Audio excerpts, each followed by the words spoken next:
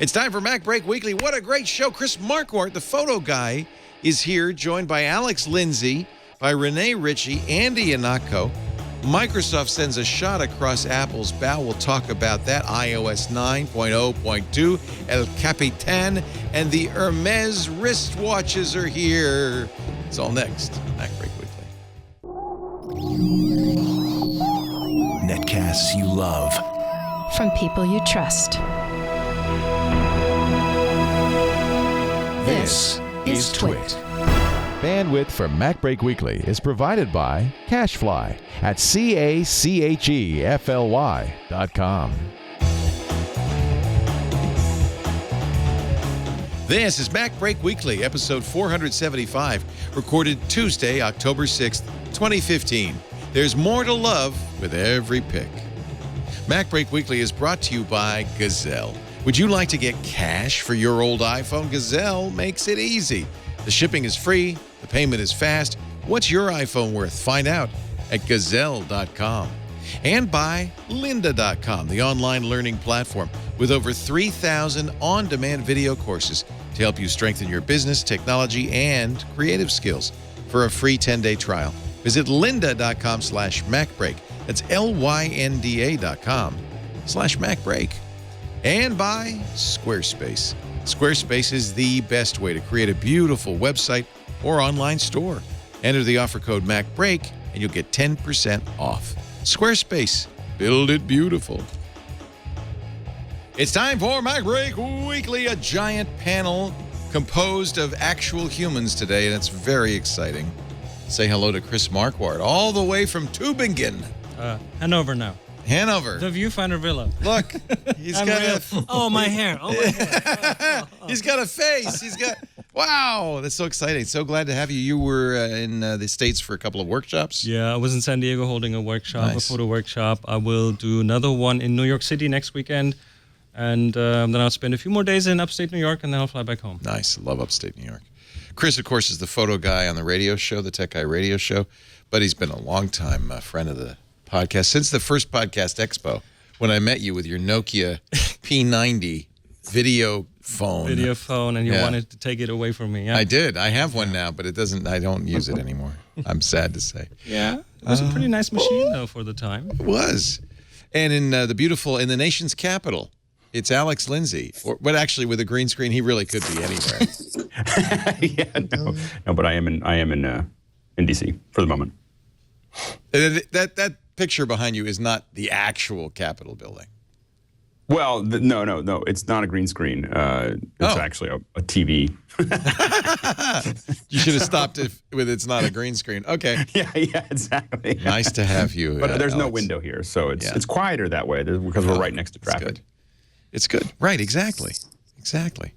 And, of course, sitting next to him from Montreal, Canada, Rene, Ritchie, imore.com, who's been busy, just published this morning his 8 million word synopsis of everything in the new iPhone Only 6S. 10,000, Leo. I stopped short. 10,000? Why, you're a punter. That's nothing. I know. I feel lazy. And we had Andrew Cunningham on Twit, and I asked him how many words he wrote to replace Syracuse's mammoth reviews of El Capitan, and a mere 14,000.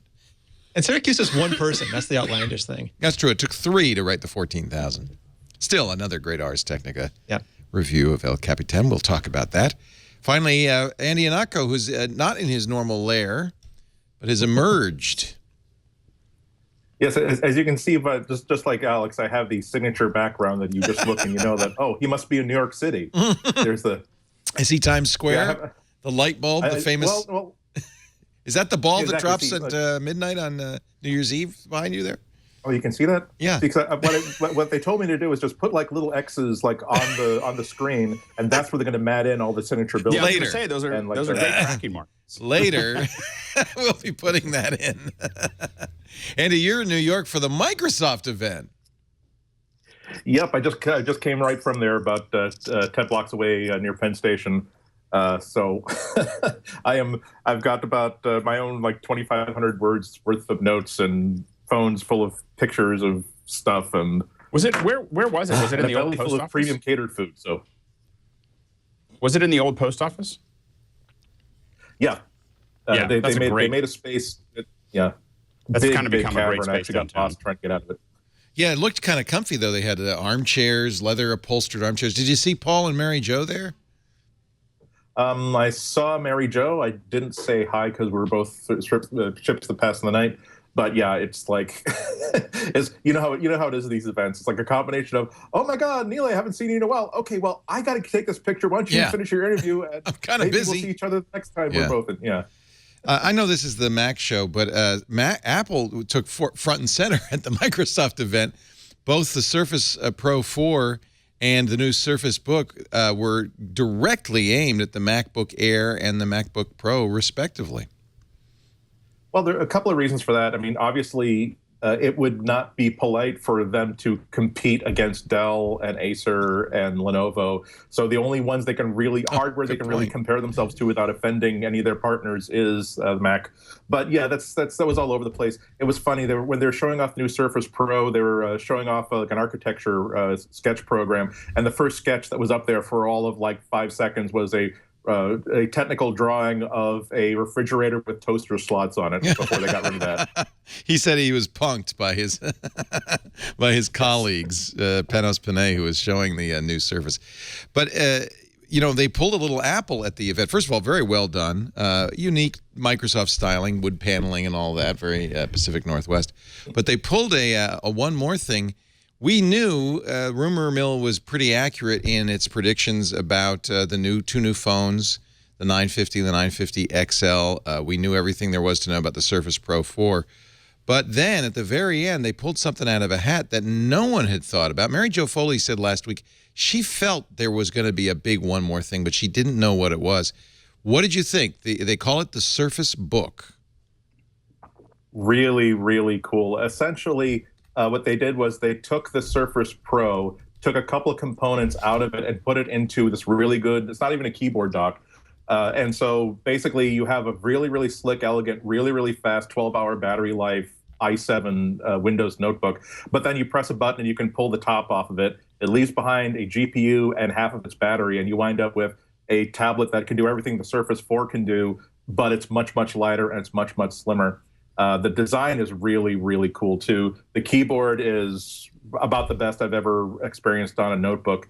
And just the styling is really cool. They have this sort of like a link chain. The hinge is sort of like a link chain, if you can imagine. So instead of being like one hinge put in like this, it's like a suspension bridge. And so as a result, when you hold it in your hand, it's like holding like a folded newspaper or a folded notebook where it's kind of thicker where your hand is gripping it. Nonetheless, when you take it apart, pulls apart really easily. It holds together so solidly you can hold it by one corner.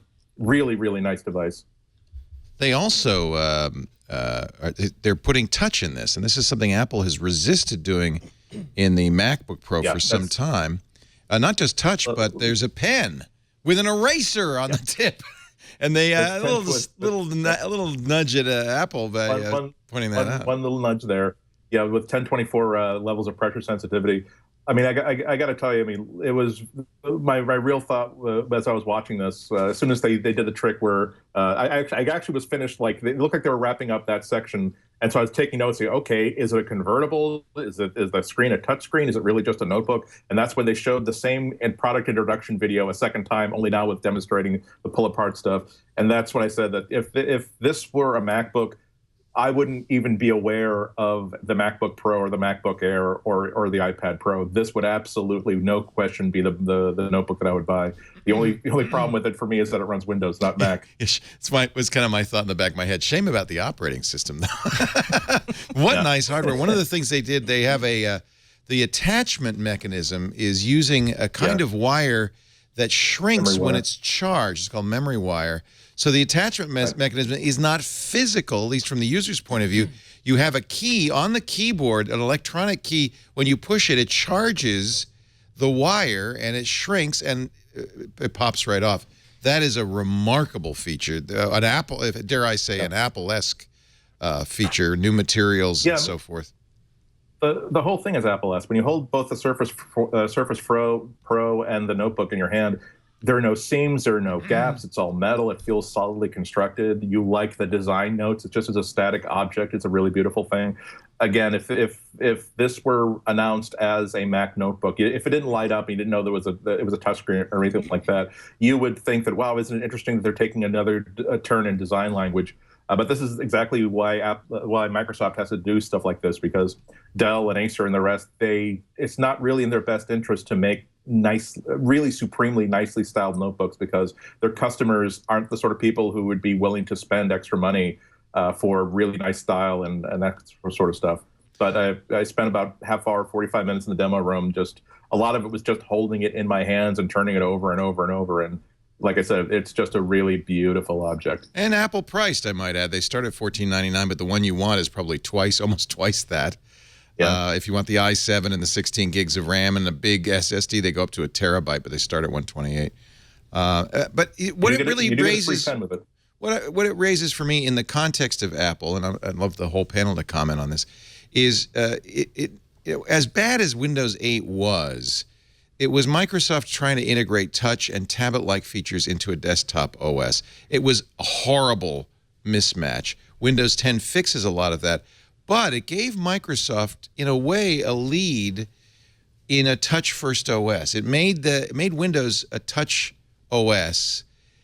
Apple has always said, nobody's going to want to touch a laptop screen, so we're just not going to do it. Our touch OS is iOS.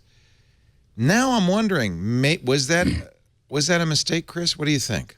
You're a photographer. I could see some real uses in Lightroom and Photoshop with the pen. Well, and at least those are available on Windows. They are not just on the Mac, so that could certainly work. It looks interesting. And they even have a glass trackpad. it's a MacBook. It is a MacBook, pretty much. With the SD card slot, looks very similar to a MacBook. It's got a Thunderbolt. I don't know if it's Thunderbolt. It's got a mini DisplayPort connector. And USB 3s and stuff. 6K, 6 megapixel screen, though. I mean, it's crazy. Phenomenal. That is crazy. 3,000 by 2,000. Also, taking a play from the Apple playbook, it's a 3:2 screen. It's not a wide 16:9. Which is the same form factor, or the same aspect ratio that DSLRs have. Yeah, DSLRs have nowadays. Yes. It's a photographer's. From that point of view, certainly. I haven't really played with Windows 10 yet, and not sure how this whole thing works. It might make a great Hackintosh, except there's no touch. I'm firmly rooted in the Apple ecosystem, so I'm used to this operating system on a desktop or laptop, and an operating system on the touch devices. For me, that works. So but I'm pretty sure this is going to be very appealing. This is in a way aimed at the iPad Pro as much as it is at the MacBook Pro. And it's got a pen, so yeah. Do we know about the pen? Like, is it touch sensitive? Angle it is. sensitive? It's a 1024, as Andy said, 1024 pressure levels. I don't know about the angle sensitive. They did show that it has detachable tips. Because that's what Apple does. You go at an angle. Yeah, and I like that. Like with a pencil, you can. I suspect it doesn't do that. Andy, did you try that? I did try it. I don't believe it has angle sensitivity. Yeah. But that was. Let me ask Alex Lindsay, because if you want to feel like a felt tip, whatever you want to do. Right, I love that you could replace it with a variety of different tips that give it a different feel. Oh, that's a jab at Wacom. Yeah. It's now it also a jab at Apple. It's not a rechargeable. I think some people thought it was a little odd, the rechargeable pen for the iPad Pro. This has a year-long battery, and you would presumably replace the battery as you do with some other styluses.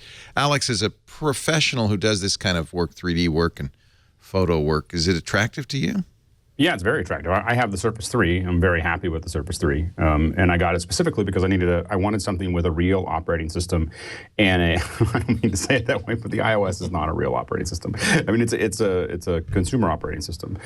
So I wanted something that I could actually put stuff like Photoshop on, and then also be able to have a touch screen. And I really didn't feel like, I feel like Apple, I understand the Apple way of doing this and the need for making sure that they've really thought through the touch thing, but I'd be happy with just a screen that I could touch. I don't need them to do anything to it. Just where I put my, if anyone's ever used a touch screen capable iMac or whatever, where they put a Surface over it and make it touchable, that's really all I need, and I'd be happy. But it's one of the big reasons that I moved to the Surface 3. But it's also, for the PC stuff that I do, and some of the stuff that I have to go back and forth rather than dual booting my machine, it's just nice to have a little Surface that I can use. And I'm very tempted. I don't know if I'm ready to. I didn't get my Surface 3 too long ago, so I'll probably hang on to it for a little while. But I've been very, very happy with it. And if I didn't have it, I'd be very tempted to get this one. What do you think, Rene? Yeah. I like what Microsoft's been doing. I mean, I liked it for a long time. When they made the original Lumia, it was not at all like an iPhone, and that I think is always an advantage. If I don't want an iPhone, I don't want an iPhone. In the same way, if I don't want a MacBook, I don't want a MacBook. And I like that it's really weird that the biggest software company in the world is becoming innovative with hardware. Not becoming, they've been doing it for years now. And sort of whether they win or lose, they evolve the language. Everyone's got flatter interfaces now, and everyone is doing sort of more hybrid like devices now. And whether this one is good or not, I don't know. I haven't had a chance to try it like Andy has or not. But I still like when I compare the last Google event to this to me is way more interesting. The stuff that Microsoft is doing is way more interesting. And I'm super happy as a consumer just to have those additional options. The ordering page is now gone up at surface.com, and we now can see the pricing options. And whoo! Starts at $14.99, but for that you get 128 gig hard drive, an i5, and 8 gigabyte. If you want to go up to the top of the line, $2,700. 1.6 pounds though, 12-hour battery life.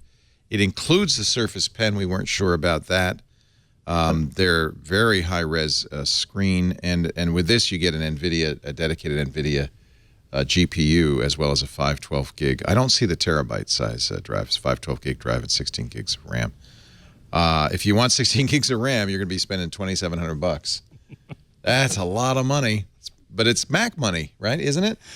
Well, it is. That's the same market. I mean, I travel with a MacBook Air with a 11-inch. A little baby. I need the real light thing to travel because just the amount of travel I do means I have really the need to travel light. I have to pare down my options, and it also helps to be a bit more creative if you have less options. You know, it makes you have to be creative and have to think about how you're going to do things. And so for me, 3 pounds.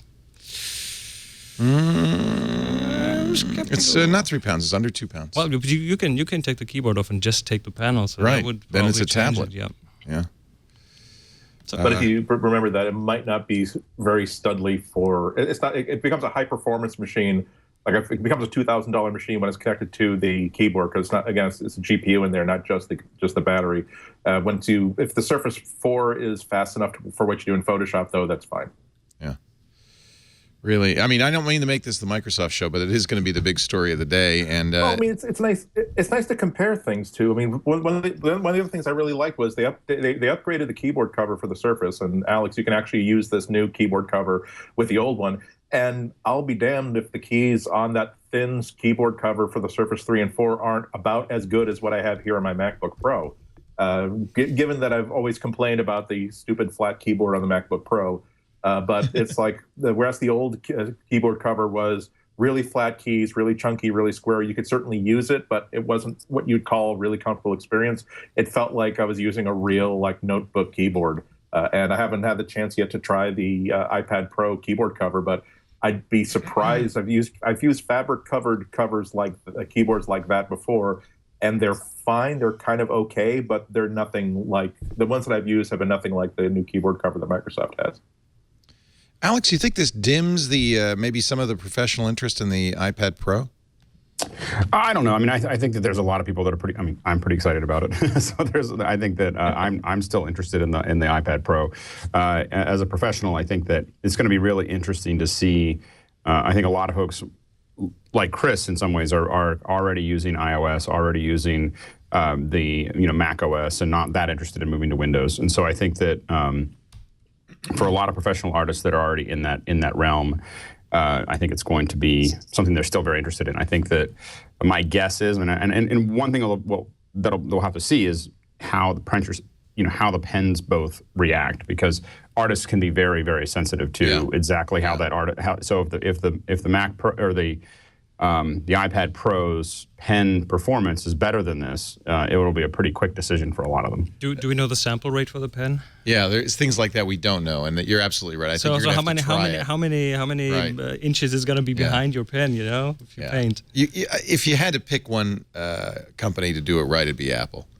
And you know, I look at things like Adobe Max yesterday. Adobe announced some really nice iOS apps, really moving Adobe Photoshop and other apps kind of more towards a touch-first interface. Well, it perfectly makes sense on the photography side to be able to touch what you're doing. Yeah. Just paint in some adjustments into a picture. That is on a screen is just so much more intuitive than going through this intermediary thing of a trackpad or a mouse or even a tablet that's lying next to a computer. You always have to do this translation work between I'm moving something here and then something is happening here on the screen. And with a tablet, touch it, and I think that is really appealing. I have to say I think that also it's not just art. Don't you at this point, Alex, feel like, gosh, I wish Apple had an eraser on the pencil? It's like, that's a huge miss. But I mean, the Wacoms have an eraser. Right? That's what Apple does. I mean, they do a version 1, and then there's version 2, and that has the eraser, and everyone's going to be, hey, you got an eraser. So yeah, I've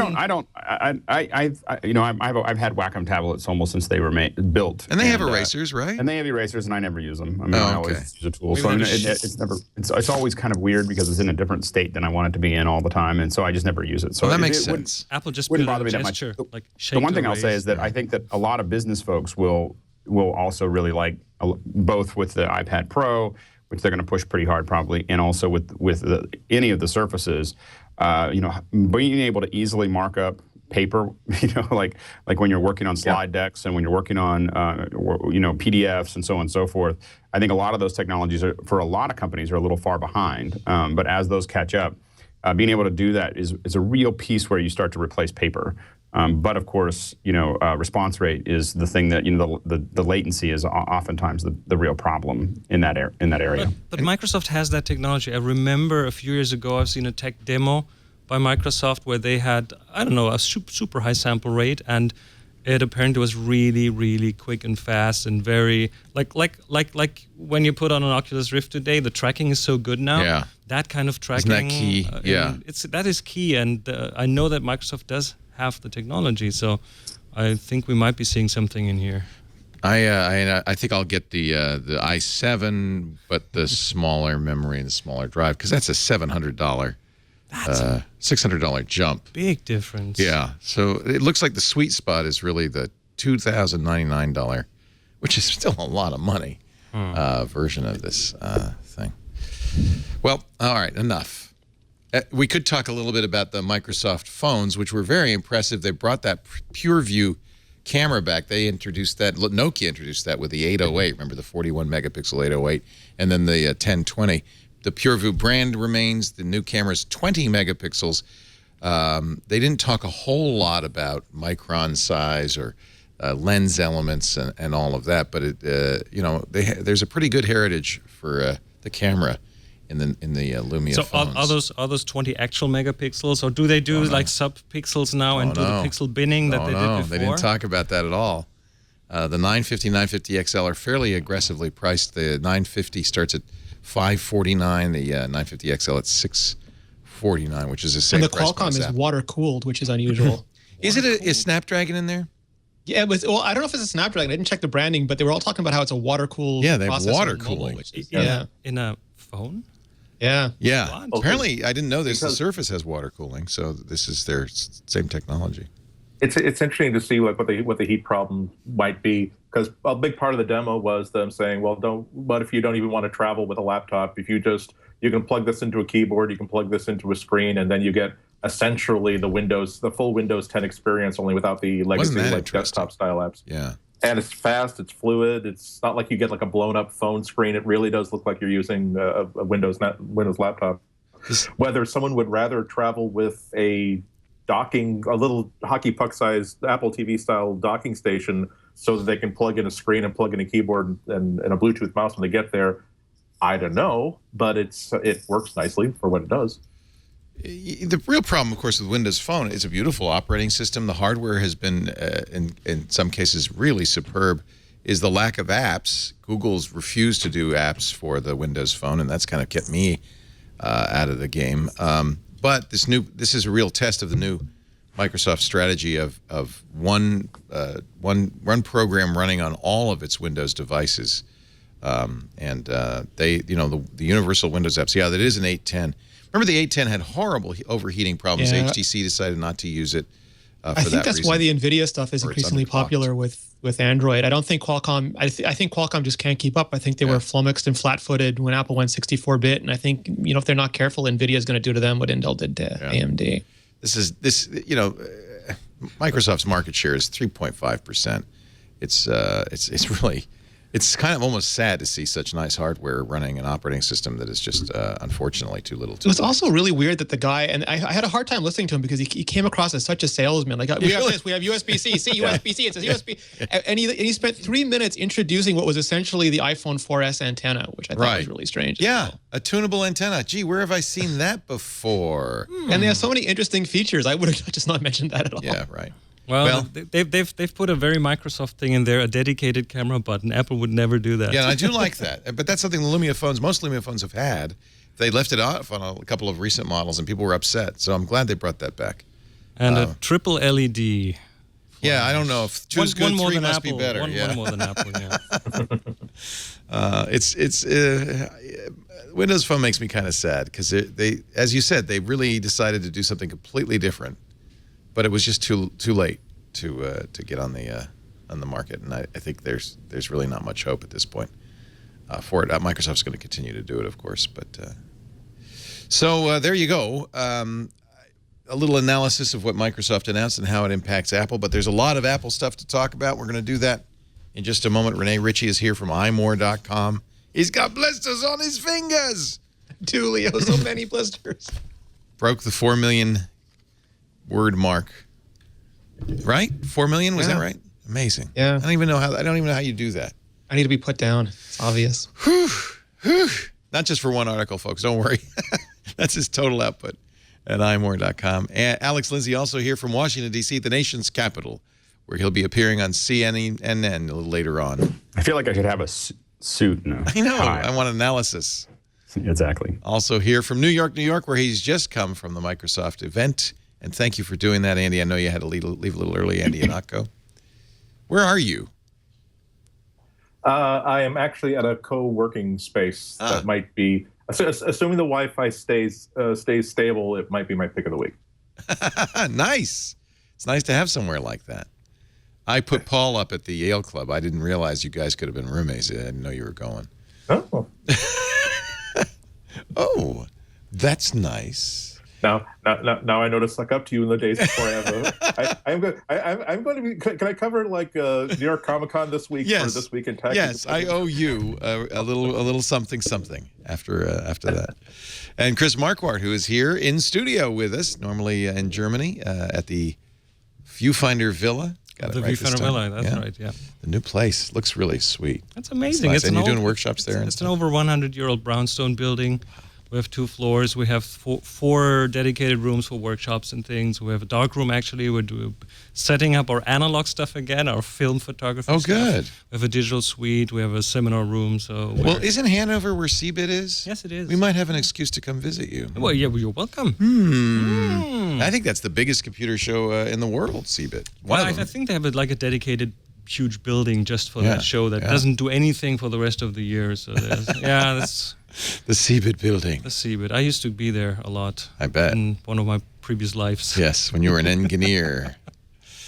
Our show today brought to you by, of course, a company that's going to help you get your new phone, Gazelle. Are you sitting there with an old iPhone and just pining for the iPhone 6S? You know, it may be more affordable and more available than you think. If you go to Gazelle.com right now with your old phone, you might just get a quote. That's the way to do it. Just find out how much your old phone's worth. That quote's guaranteed for 30 days, which means you have plenty of time to decide, buy, install, get running, do the works. Gazelle, Gazelle.com. And by the way, they not only buy, they sell at Gazelle too. In fact, sell you a new old phone if you want. Certified pre-owned phones. They're all thoroughly tested through their 30-point inspection. They also, everything's functional. The screen looks great. They have different levels of quality. There's certified like new. There's slightly used, slightly worn, loved. We say a loved phone. But if the kids or you break your phone, this is a great way to get a new one. Shipping is free for most items. Gazelle, when you're selling it, will even provide you with a box so you can just pack it in. And in fact, why don't you do everything? Get everything out of those drawers, get some cash, and then figure out what you want to buy next. Gazelle, gazelle.com, and they'll pay you with a check, PayPal credit if you're in a hurry. Or if you want a little extra and you shop on Amazon, get the Amazon gift card. They'll bump the value of your offer by 5%. Gazelle, gazelle.com.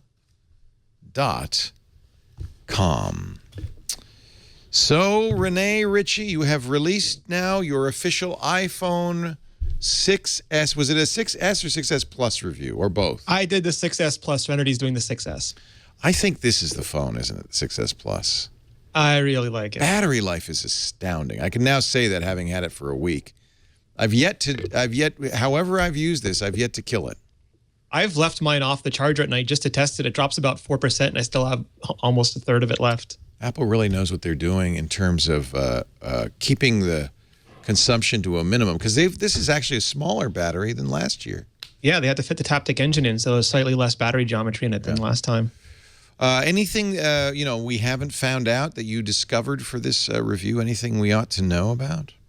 I mean, there's lots of just really clever, like especially in the 3D Touch segment. There's just so much that works off 3D Touch now. Even if you go to Safari and you hit print, you can peek into the preview of the print and then pop in and you get a full PDF of that page that you can then share directly from the Force Touch interface. It's just there's so much. It's one of those things like iOS 9 where when Apple talked about it, they gave you 5 or 6 or 7 or 8 bullet points, and you're kind of like, yeah, okay, that's nice. But then when you go and use it, you just start discovering more and more stuff and how all of those small things works together. And it really makes for a better experience. It's not just a bigger. It's much better. Does 3D Touch learn? Somebody sent me an email saying it seems to be better as I use it. Like it knows better what offers, what pop-ups to do. I know for sure the first thing it wasn't the first thing, but one of the early things I figured out was in my favorites, the top 3 favorites are always going to show up when I 3D touch the phone icon. So I rearranged my favorites so that I'd easily be able to get to the top 3 people I'd want to call. Messages seems to remember people. Where is it? There it is. Messages seems to remember people you've messaged recently. That doesn't really compute for me. The selection on the messages Force Touch for me seems completely random. So it has an algorithm. It's very similar to how it works in the -1 homepage, the Siri search homepage, where it tries to do it based on time of day, frequency, and recency. And so if you typically outsmart me, okay. Oh, so it's actually saying, you usually do these people at this time. At this time. Wow. Yeah, so even if you don't text Lisa all the time, but it knows you always text her in the morning, it's going to try to make sure she's there for you in the morning. Oh, that makes a lot more sense now. So there is some learning involved. It wasn't obvious, though. Yeah, so it's time and also location-based. So if it knows that you tend to do something in one location more than the other, it'll try to promote that in that location. Interesting. Do commands change? Very slow learner, though. Say again?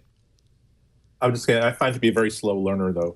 There's some apps that I only ever use, like at the commuter rail station, and I've been using this phone for about a week, and not once has it actually surfaced that app at the commuter rail station. So okay. Of course, it helps if you have a certain regularity in your life. If you're like all over the place like I am, it doesn't really do anything. Right. Yeah. Having developers regularity. are starting to integrate it too, which is really nice. There's more and more, and like for example, Smule just put out a version of Magic Piano that uses the pressure sensitivity for the music playing. That's nice. We're getting there. Yeah. So the only one by the way, Find My iPhone's great because it gives you your 4 most recent devices. But the only third party I know of is Instagram, but I think that's a great one, and it does it not only when you Force Touch or 3D Touch the icon, but actually within the program. For instance, if you, I think we mentioned this before, but you 3D touch the person's name, you'll get their most recent images. I mean, this is This is. nice. I would love to see this in more apps. So The iTunes Store who has a else? list of them. Yes, Oh, they the do? iTunes Store is so there's Dropbox and there's a variety of other apps that have put it in already. Nice. Let me see what Dropbox. I know it's really a mental convenience because tapping the camera icon and then tapping selfie is not really faster than tapping, the camera icon and tapping the flip button. But it's the same thing like keyboard shortcuts. It's the way our brain registers the processes. They don't really count it as two separate acts, so it just feels faster to us. I've heard of people who now put the camera back on the front page, on the home page, because when they touch the button, it opens up so quickly they can't actually slide up for the camera. And in addition to that, they can then decide if they want to shoot a video, which originally they would have slid up for, and then sideswiped the video. You have to relearn it. Yeah, but this is quicker apparently. You go in, you press you force touch the camera, and then you go record I guess a video. if you got used to turning on the screen with the on-off switch, you still could do that. And the speed is what ridiculous. I registered a different finger. I don't use the thumb. Clever. So you have one finger that is unknown. Well, several, but I'm not going to tell you which. And you use. So if I did this with the pinky, I'd be able to. Oh, do the pinky, go away, right? Siri. And the speed of the device in general, I mean, Apple gave figures for how fast it is, but when you start using it, everything from the Touch ID to Siri to app launching to transitions, when you pull down that notification center, all of that, it's really interesting to see what Apple's done with their chipsets because, we were talking about Qualcomm before. Apple doesn't have to support both Microsoft and Google's platforms, DirectX and OpenGL. They don't have to do all that. They can make this chip just hardware coded exactly for what they want to do, and they can just put as much technology as they want behind it because they don't have to sell it at a profit. They don't have to worry about the whole phone profit. So they're making incredibly fast chipsets, and it flies on these iPhones. Yeah, it really does feel remarkably faster, and more than even the 1.8 times faster that the Apple quotes for the GPU. I mean the CPU. Yeah, it really does feel snappy. Yeah, it's called Twister this year, so we can make all the jokes about it. Twister. Anything else from the review that we want to know about here? Just the cameras. Let's talk about the camera. I've had great images. I think I feel very good about the quality of the images. And of course, we got Chris Marquardt here. Have you been playing with the new 6S? Well, I got a 6S, and I'm completely happy with the camera. I've heard that the 6S Plus is even better in its optical stabilization. Yeah. But from what I've done, and I've tested video, I mean the video stabilization in the 6S is so aggressive now that it's almost it's over that point where it feels good to me. I think I want it to be a bit more shaky. Does it feel a little kind of almost Can you play the video, artificial? Yeah, a bit like you're walking through molasses. I want that a bit more shake. Actually, I want a way to switch it back to dial it back just slightly. Do you have a video on iMore's site that we can show? Yeah, if you go to the camera section, there's a picture of Georgia, and you can click that, and it'll play the video of iPhone 6 Plus versus iPhone 6S Plus video stabilization. So it's not very long, but it's... Is the optical image stabilization that much better than the one on the 6S? Well, you'll see on the video. It's not that it's better. It's just incredibly smooth. It's less artificial, I think. Okay, that's what I was wondering about. Not as artificial. There's Georgia Dow. So the left is the 6 Plus and the right is the 6S Plus. Yeah, that's a significant difference. Yeah. Significant difference there. But when you shot that, you didn't really make an effort to hold it still, right? No, I just picked it up and walked. Yeah. Wow. Yeah, there was some footage that... So no, just imagine that with a gimbal of some sort, like one of these little digital things that'll be... I don't need a gimbal anymore. I bought a gimbal. I don't need a gimbal anymore. And I actually did go out, and I forgot to bring it today. Showed it yesterday on iOS Today.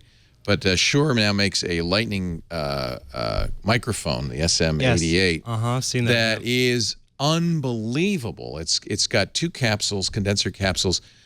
You can rotate it, and then you can set it in the settings on the phone. You can tell it how you want. You want one rear facing, one forward facing. Do you want cardioid? Do you want omnidirectional?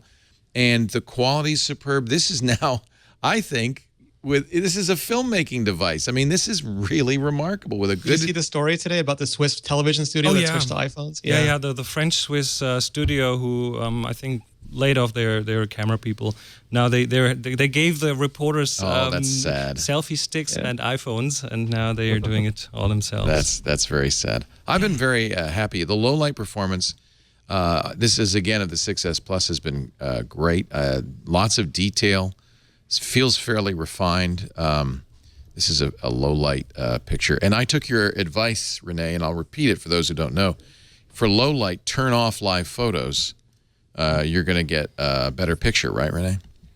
Yeah, I mean, because it's not capturing video at the same time or it's not capturing a whole bunch of frames at once. It's just concentrating on that one frame. Yeah. I was also finding at the event today that it was focusing a lot faster once I turned off live pictures.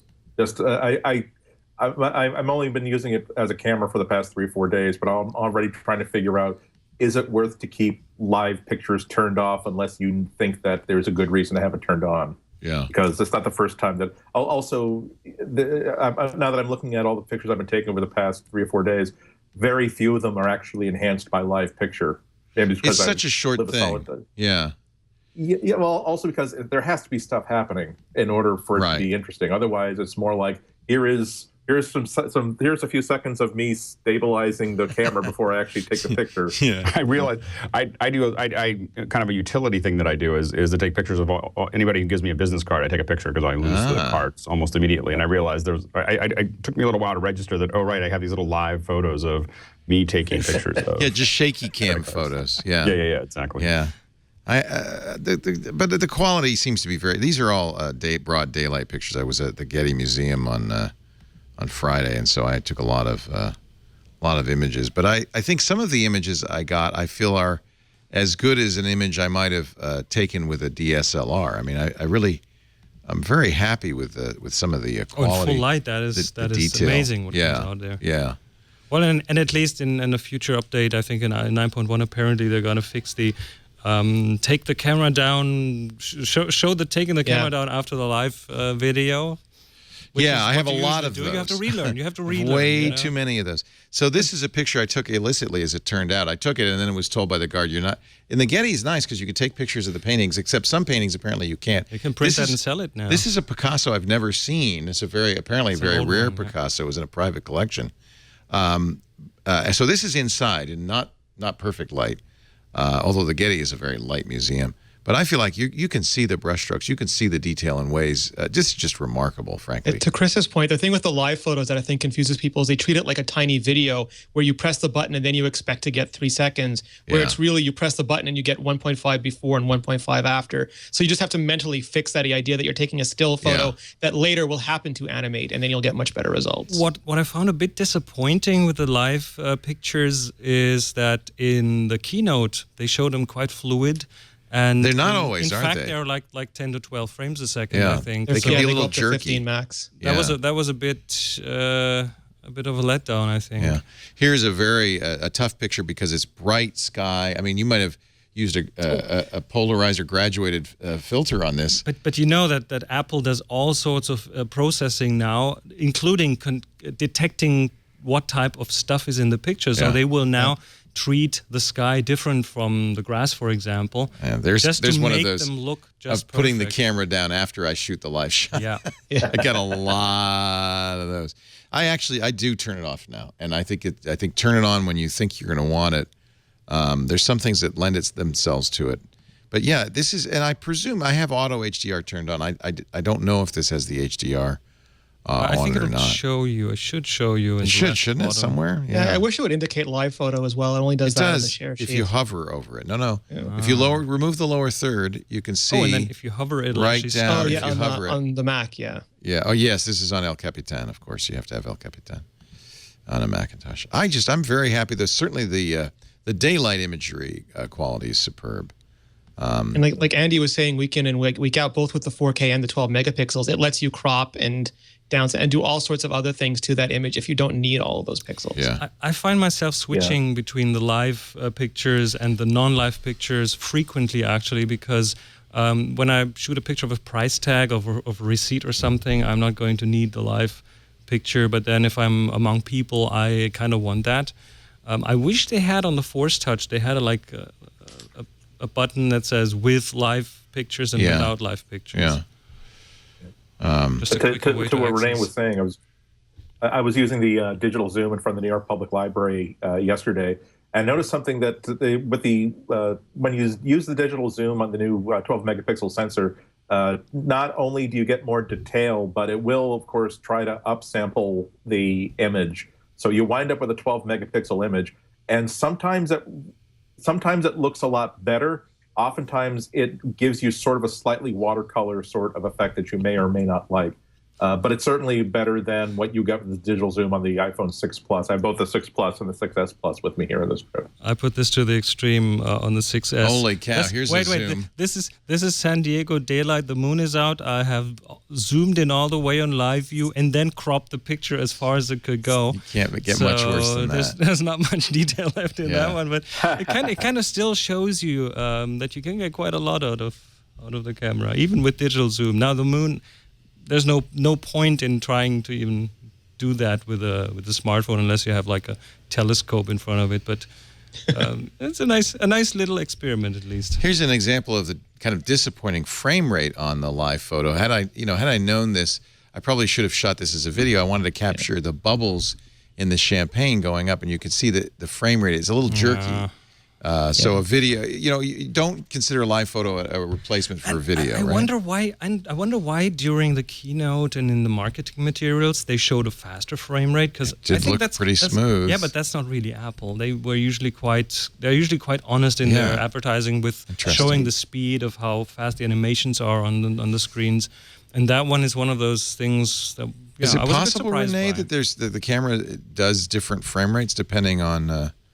Yeah, well, they say up to 15 frames per second. So it is possible that depending on what else the phone is doing at the time, either when it's capturing it or playing it back, that it'll vary. It could also have something to do with how much light you have, and like shooting it when it's bright or dark. Exposure. Could be, I didn't bring a camera to Los Angeles. I wanted to just force myself to use. And this is an example of, boy, this would have been a great shot had I have a good camera, and I could have zoomed in on the light standards in the moon. However, I have to say, for a camera in the dark, this is pretty impressive. I've had a lot of shots over the last few days that I could not have taken with my 5S, which was my last phone. Yeah. And now really dark, still detail, still something to see in the picture. So alone that is a pretty good change.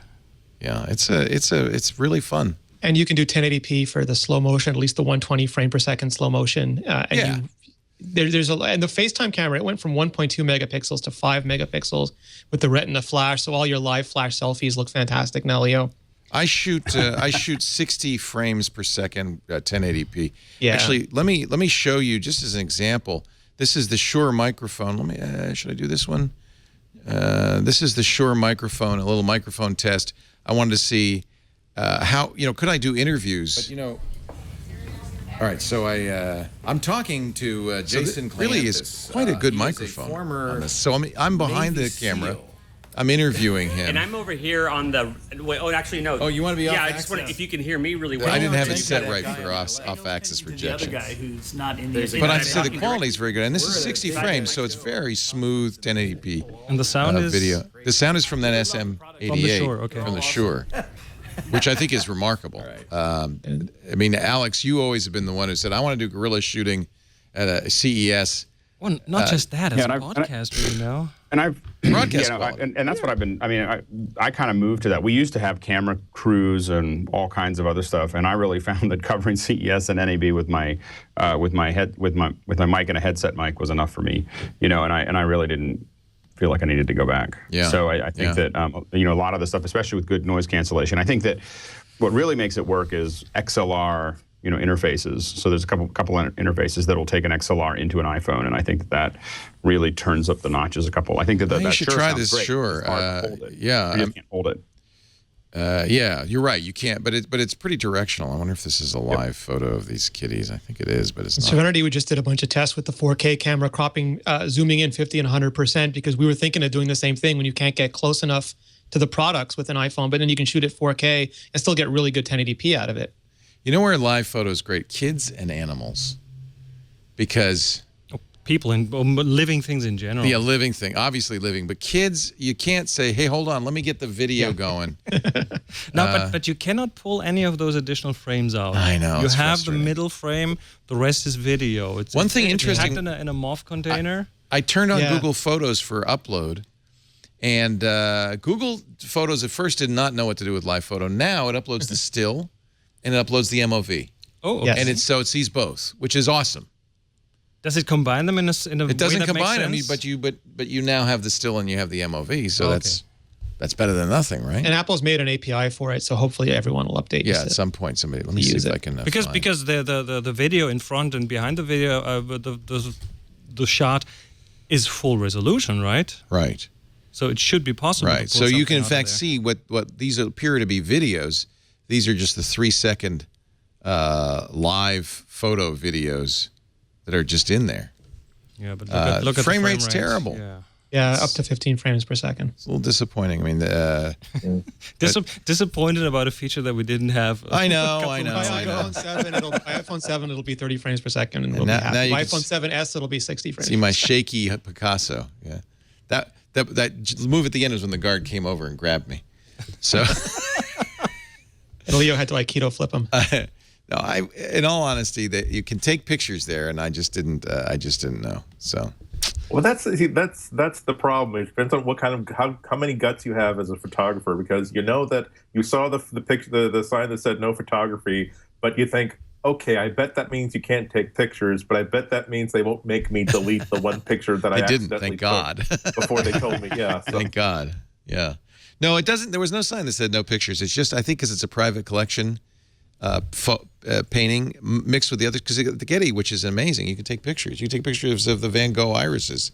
Oh, lots of museums have switched to allowing you to take pictures. Yeah, you know, it's good business. You'll post it on Instagram. People want to come. You're not gonna replace the guidebook. It's basic recommendation marketing. You go somewhere, you show them the pictures. People want to come. Yeah. All right. Anything else we want to talk about with the new phone? We've certified it 2 thumbs up. If you really care, get the 6S Plus because of OIS. It's too big for me. Because of OIS, because of better battery life. You really ought to just get the 6S Plus. It's not that big. I went the other direction. I had a 6 Plus, and I went to the 6. But doesn't it now feel really tiny? It does feel smaller, but I kind of like it. So I can't decide. I kind of carry them both around at the moment. I'm trying to figure it out. So I had this next to an iPhone 4S, and you want it tiny. The iPhone 4S looks like it's something wrong with it. You know, one thing, and I'm a fan of this. It's a bit too. Even the 6 is a bit too big for my taste, though. And one thing I really have an issue with is I can't stand it on its side anymore.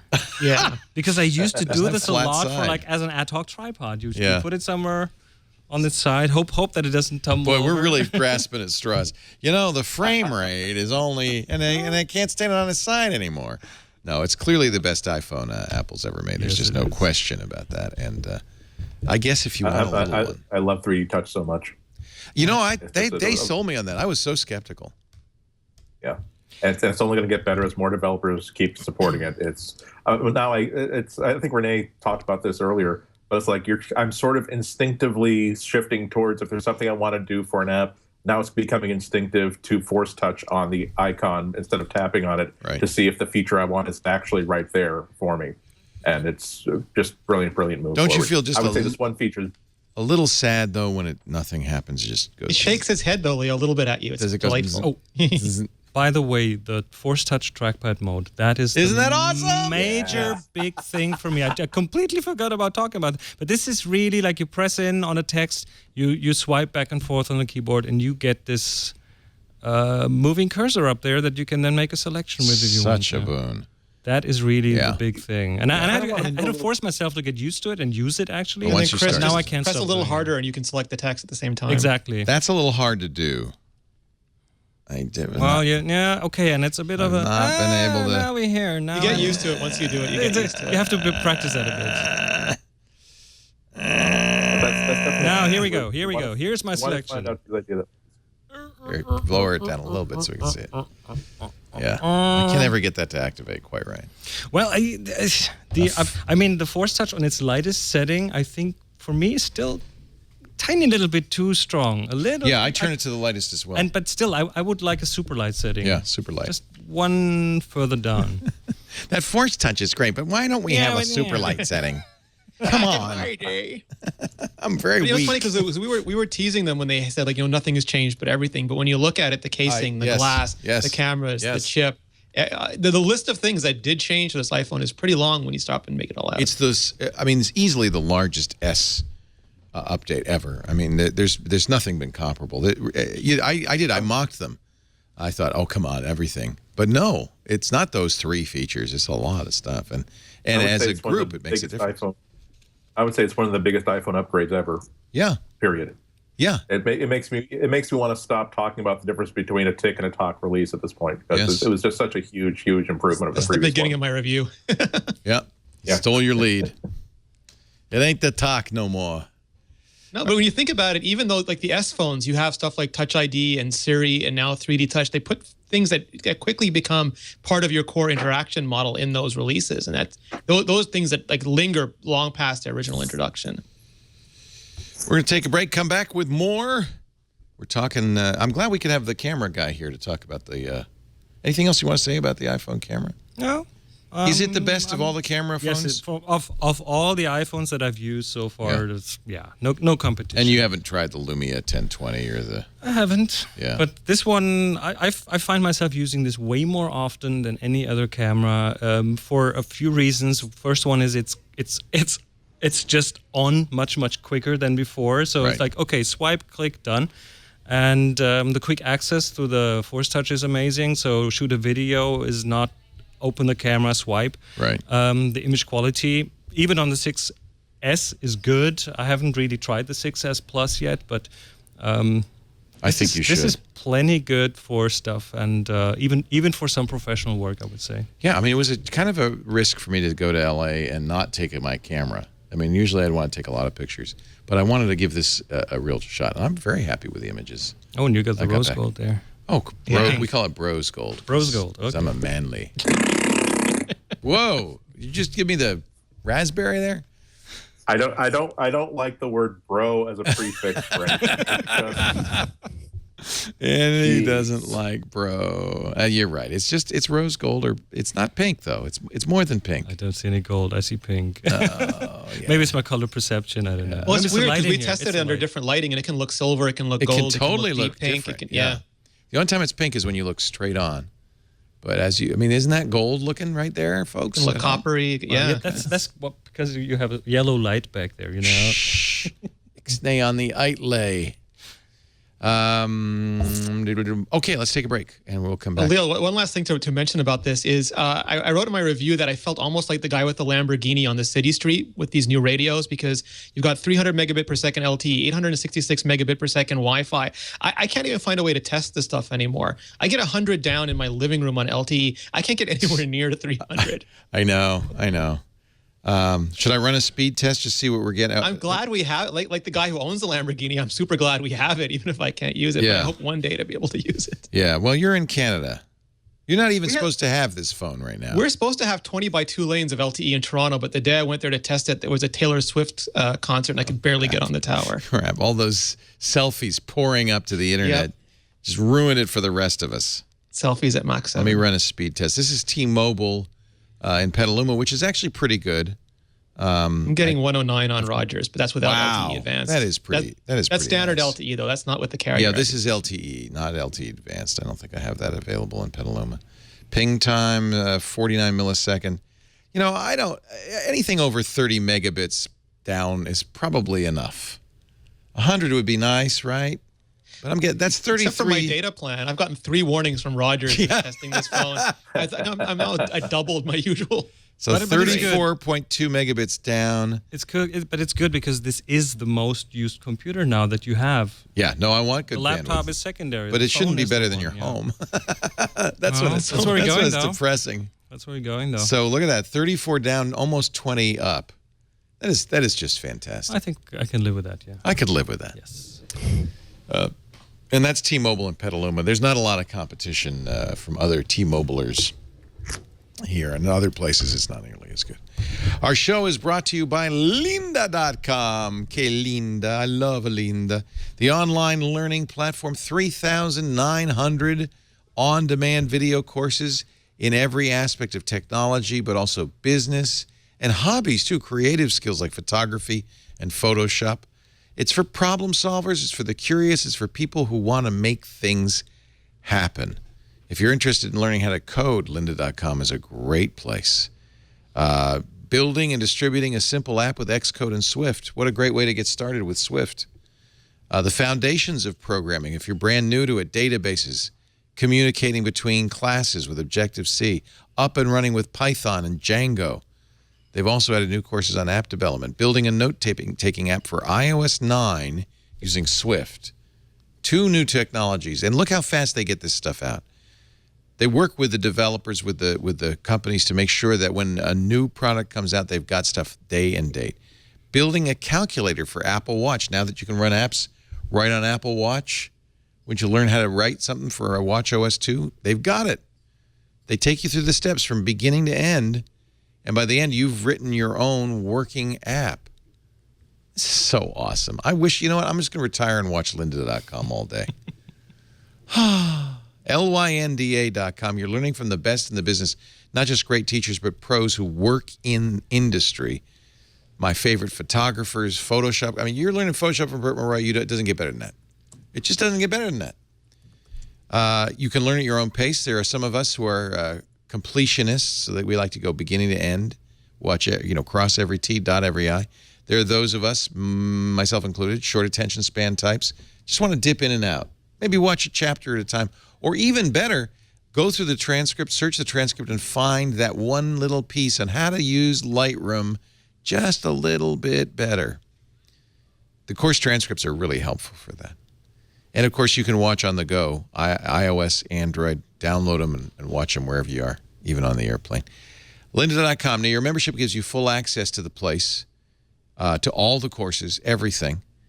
But we're going to set you up with a 10-day trial, so you get the experience of full access for 10 days, every course, every bit of material.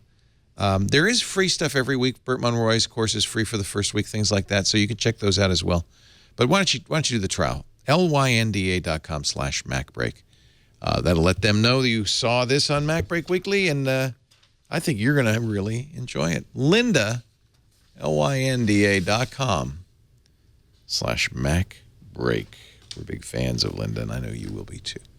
Rene, Ritchie is here from iMore, from Washington. 61, Leo. What is that? 61. 6118. Nice. Yeah. The phone is not the limit, obviously. No. The phone can do anything. It's amazing. Also here from Washington, D.C., Alex Lindsay of the Pixel Corps. Nice to see you again. It's good to be here. Or be where I am, anyway. Not he likes to show us up every time.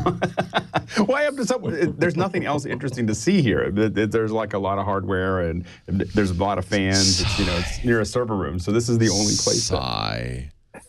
Can't help it. It's all I got. Hey, we're thinking the next year or so of building a new studio, so you can help us make it look that good. We build studios.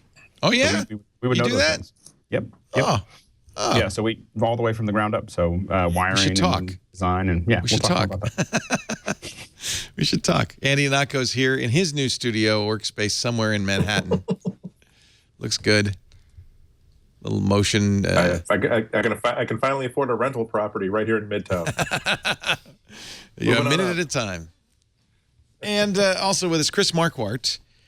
Great to have you. Tips from the Top Floor podcast. He does workshops at discoverthetopfloor.com. Joins me every week on the radio show. It's always a lot of fun to have you. Mm-hmm. Thanks for being here, Chris. Thank you for having me. Thanks for having me. Has anybody seen the movie yet, Steve Jobs? Nope. I think I'm going to a screening on Thursday because, believe it or not, Aaron Sorkin's people called and said, would you like to talk to Aaron? Wow. And I said, yes, I would. And they said, well, you got to see the movie first. I said, okay, make me. Good things about it. Although, according to the Wall Street Journal, people who know Steve Jobs are not thrilled over the movie. We saw the little tussle between Sorkin and I'll have to ask Aaron about it, and Tim Cook. But Laureen Powell Jobs, his widow, and others say it plays down Steve's accomplishments and portrays him as cruel and I'm inhumane. of two minds on this. Like, do I want to see a movie about Steve Jobs' family man, or do I want to see a movie about Steve Jobs' technologist? I understand he's famous, so maybe the family man is a new and interesting angle. But we complained about this with the Ashton Kutcher movie too. I want to see Steve Jobs going through the next transition as a technologist. I understand he had family problems, but that's not how he achieved his fame or his notoriety. And I wish there really would be that Steve Jobs movie that covered all the stuff that we, as people who've been following Apple and Next and all these technologies for years, really want to see. So you're saying, and I don't know anything about the movie covers his personal life? Well, I've only seen the trailers and ads, but all the trailers and ads are mostly about his relationship with his first daughter. And that, again, is part of him, but it's not.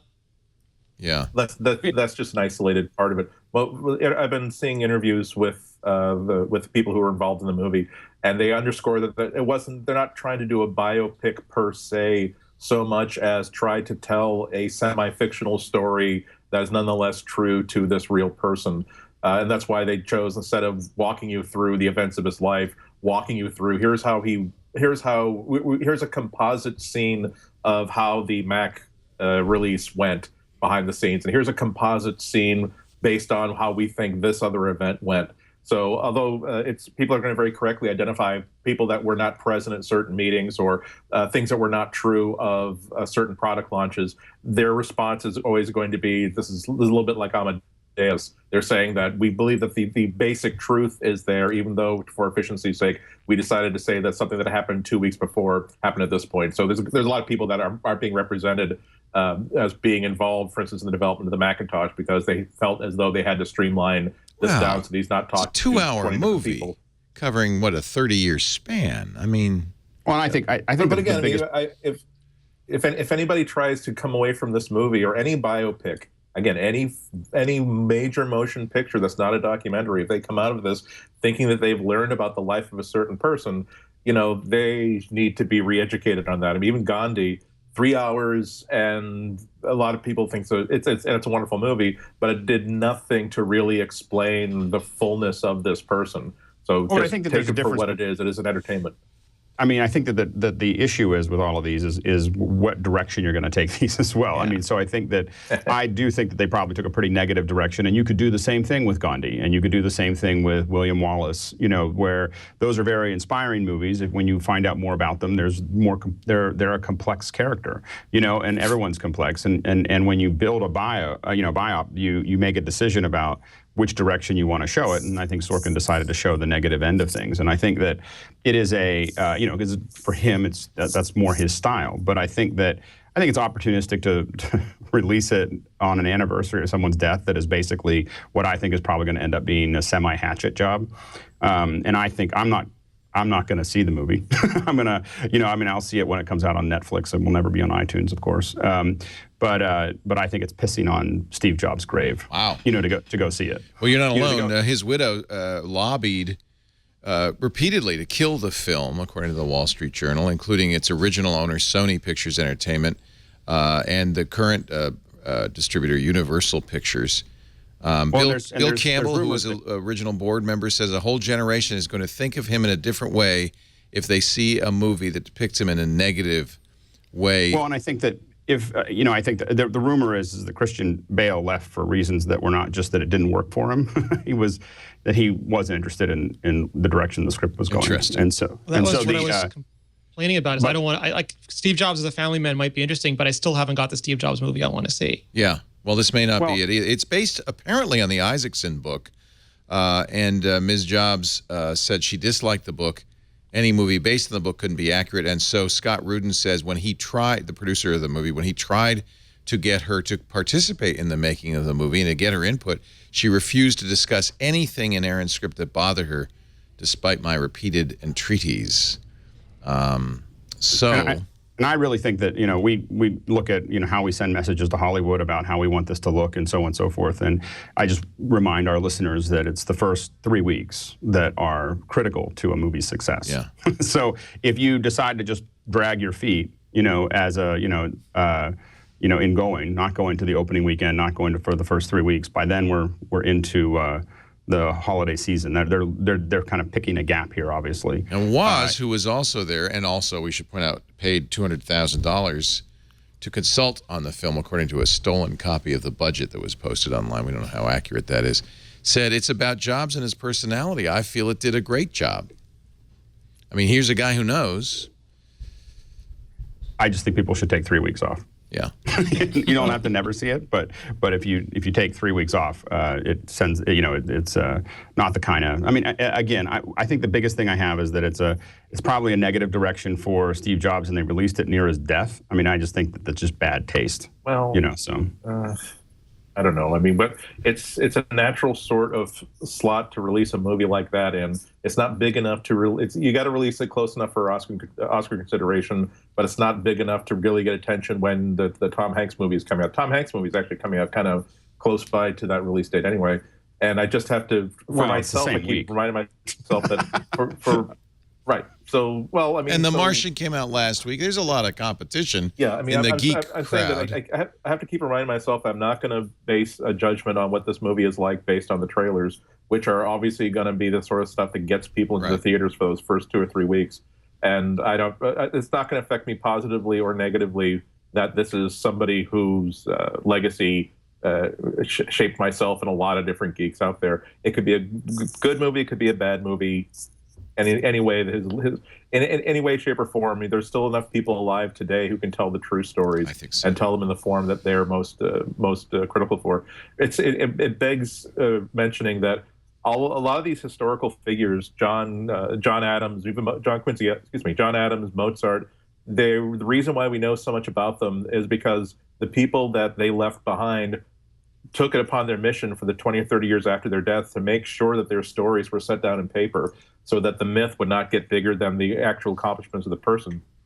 John Adams' children, again, made sure that his papers were preserved, make sure that his voice was still being represented, and make sure that his legacy was going to be assured. So I think that I'm not telling anybody what to do, but what I would personally hope is that anybody who wants to make sure that the Steve Jobs that they knew is represented by history, I'm hoping that they will take the time to get those words down and get those stories down. Even if what you do is you simply say, spend a couple of weeks dictating into a microphone and then stipulate in your will that these do not appear anywhere until 10 years after your death, you have a perspective that nobody else has. And if you want to make sure that this person is reflected well for history or accurately for history, that's within your power to at least play a role in that.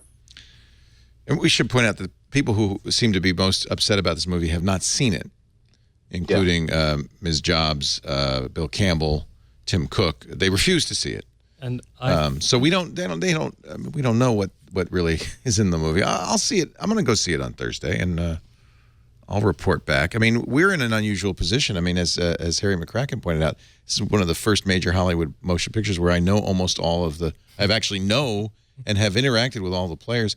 I remember in '94 spending 4th of July weekend with Steve, Lorene, and, by the way, his estranged daughter, who was at that point no longer estranged. She was, I think, 20 or 21, maybe even younger, and was very much a part of it and very much loved. So, we'll see. We'll really see. And it's I don't one know. piece in a bigger puzzle. I mean, if that's the only Steve Jobs movie that you're ever going to watch, then that might be problematic. But there's more stuff out there, and I think there's the Kutcher flick. Yeah. Well, that's not so good. But the same thing's happening to Walt Disney right now. There are here's a very similar guy. In fact, a lot of people are saying who was a guy very much like Steve Jobs in that he was a perfectionist. He was demanding of his team. He asked a lot and got a lot. I think we're mature enough to understand that a human being is a complex beast, and everybody has a little demon in them and a little angel in them, and that's not necessarily, movie's not necessarily going to reflect accurately. It's just a slice, right? Yep. Just not my slice yet, Leo. I still want it. Make me that movie. Somebody. Pirates of the Silicon Valley, right? That was good, but I want the second part. I want the iPhone part of that movie. Well, somebody will make that, don't you think? Yeah, I hope. Yeah. Noah Wiley's not that old yet. Somebody will make that. This is not, Aaron Sorkin's never loved technology very much. He really, I think part of the reason people were worried is The Social Network really portrayed Mark Zuckerberg as a buffoon, a semi-autistic buffoon. And Sorkin has, historically kind of been negative about bloggers and others. So we'll see. We'll see. It's based on, what do they say? Based on the life of you get life rights, and that legally covers you. But one day, Aaron Sorkin will make a behind the scenes at Twitter, behind the scenes at some blog company, and then we can get upset. Yeah, it'll be a love letter to all the hardworking. Well, we just have to. The real question to watch is how many Sorkinisms are actually in the film. Have you seen the Sorkinisms? Yes. Have you seen? Yes. That's we should see how many. No doubt, Aaron has also seen them and is going to endeavor to not use them ever again.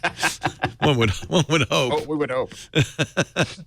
And I don't know if we've got the interview with him or not, but I certainly hope to, and I will ask him those questions. We'll ask the challenging questions.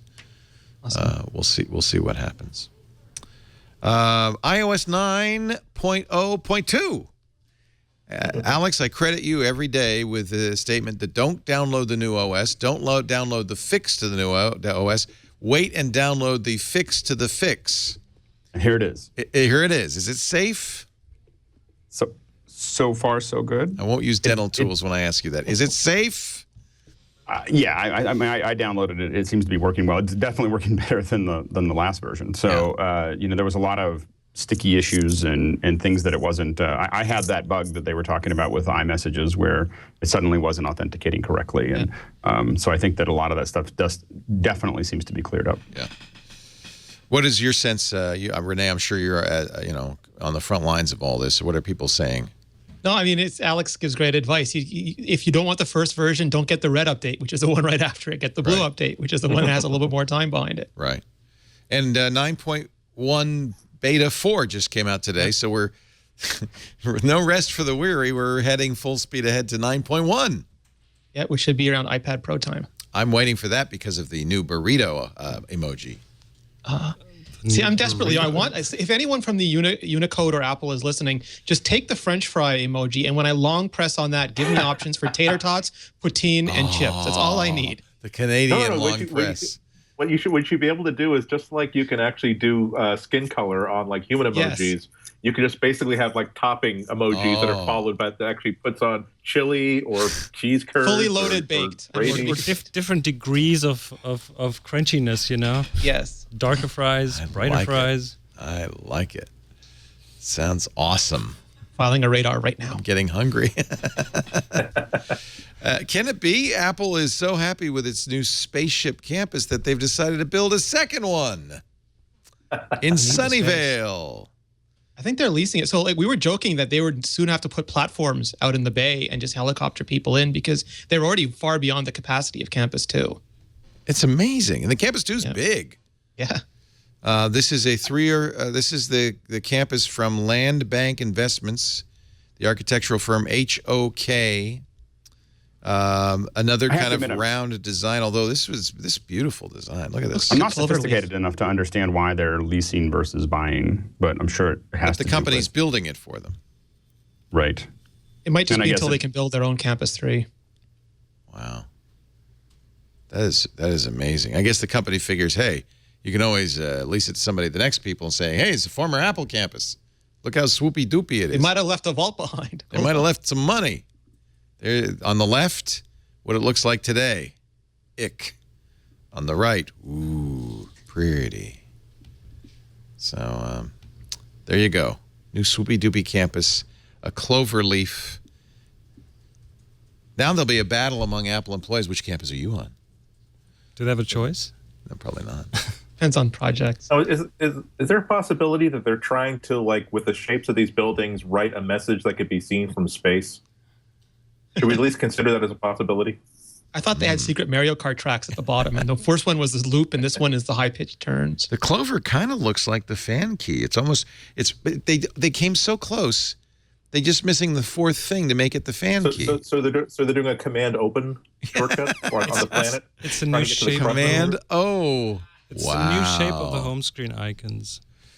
Apple has purchased two, not one, but two new artificial intelligence companies over the last couple of days. Siri gonna get smarter. Bloomberg reports they bought Perceptio, a company that makes image recognition technology, or as I call it, recognology for smartphones. Deep learning for smartphones. This way, these but are it's all on board, so it's not cloud-based, so it fits with Apple's strategy of doing things device side. And then on Friday, they got Vocal IQ, which is a UK-based startup developing technology to help computers understand human speech. You can have longer conversations with Siri. Well, I think they have to apply that to like the German Siri, because I use my iPhone in English even though I'm German, because the German Siri is just by far not as smart as the English. Really? One. Yeah. Doesn't have the Wolfram Alpha integration, for example, so I can't even ask it simple questions that are an easy lookup because it doesn't have the proper data sources. That's disappointing. How's the Canadian Siri? Is she all right? Yeah, she's roughly analogous to the U.S. We have we can't buy movie tickets because there's no movietickets.com service, but that's one of the few omissions. Huh. They're good purchases. So you use it in English? Yep. Do you think do a lot of Germans do that? No. They just don't think of Siri as they just miss out, as They use it for reminders and the odd, I don't know, quick thing, but the really deep stuff or the deepish stuff, I still find English works much better. I mean, simple thing. I tried for the longest time to find a good way in German to tell Siri to put something on my shopping list, which you can't do in English. Do it? Oh, we can do it easily. Add milk to my shopping list. Bam, it's on there. In German, it does just not really work. I filed bugs for it. It's not. There's no way that goes. Yeah. I can say, "Hey Siri, remind me to buy milk the next time I'm at Petaluma Market," and it will then ping me when I get to Petaluma Market. It's a geofence, and say, "Buy milk. Don't forget to buy milk." That's useful. If there's a way to do it in German, I haven't found it yet. That's disappointing. Let's see. Apple. We warned them. Don't do a teardown of your developer version of the Apple TV. We warned them.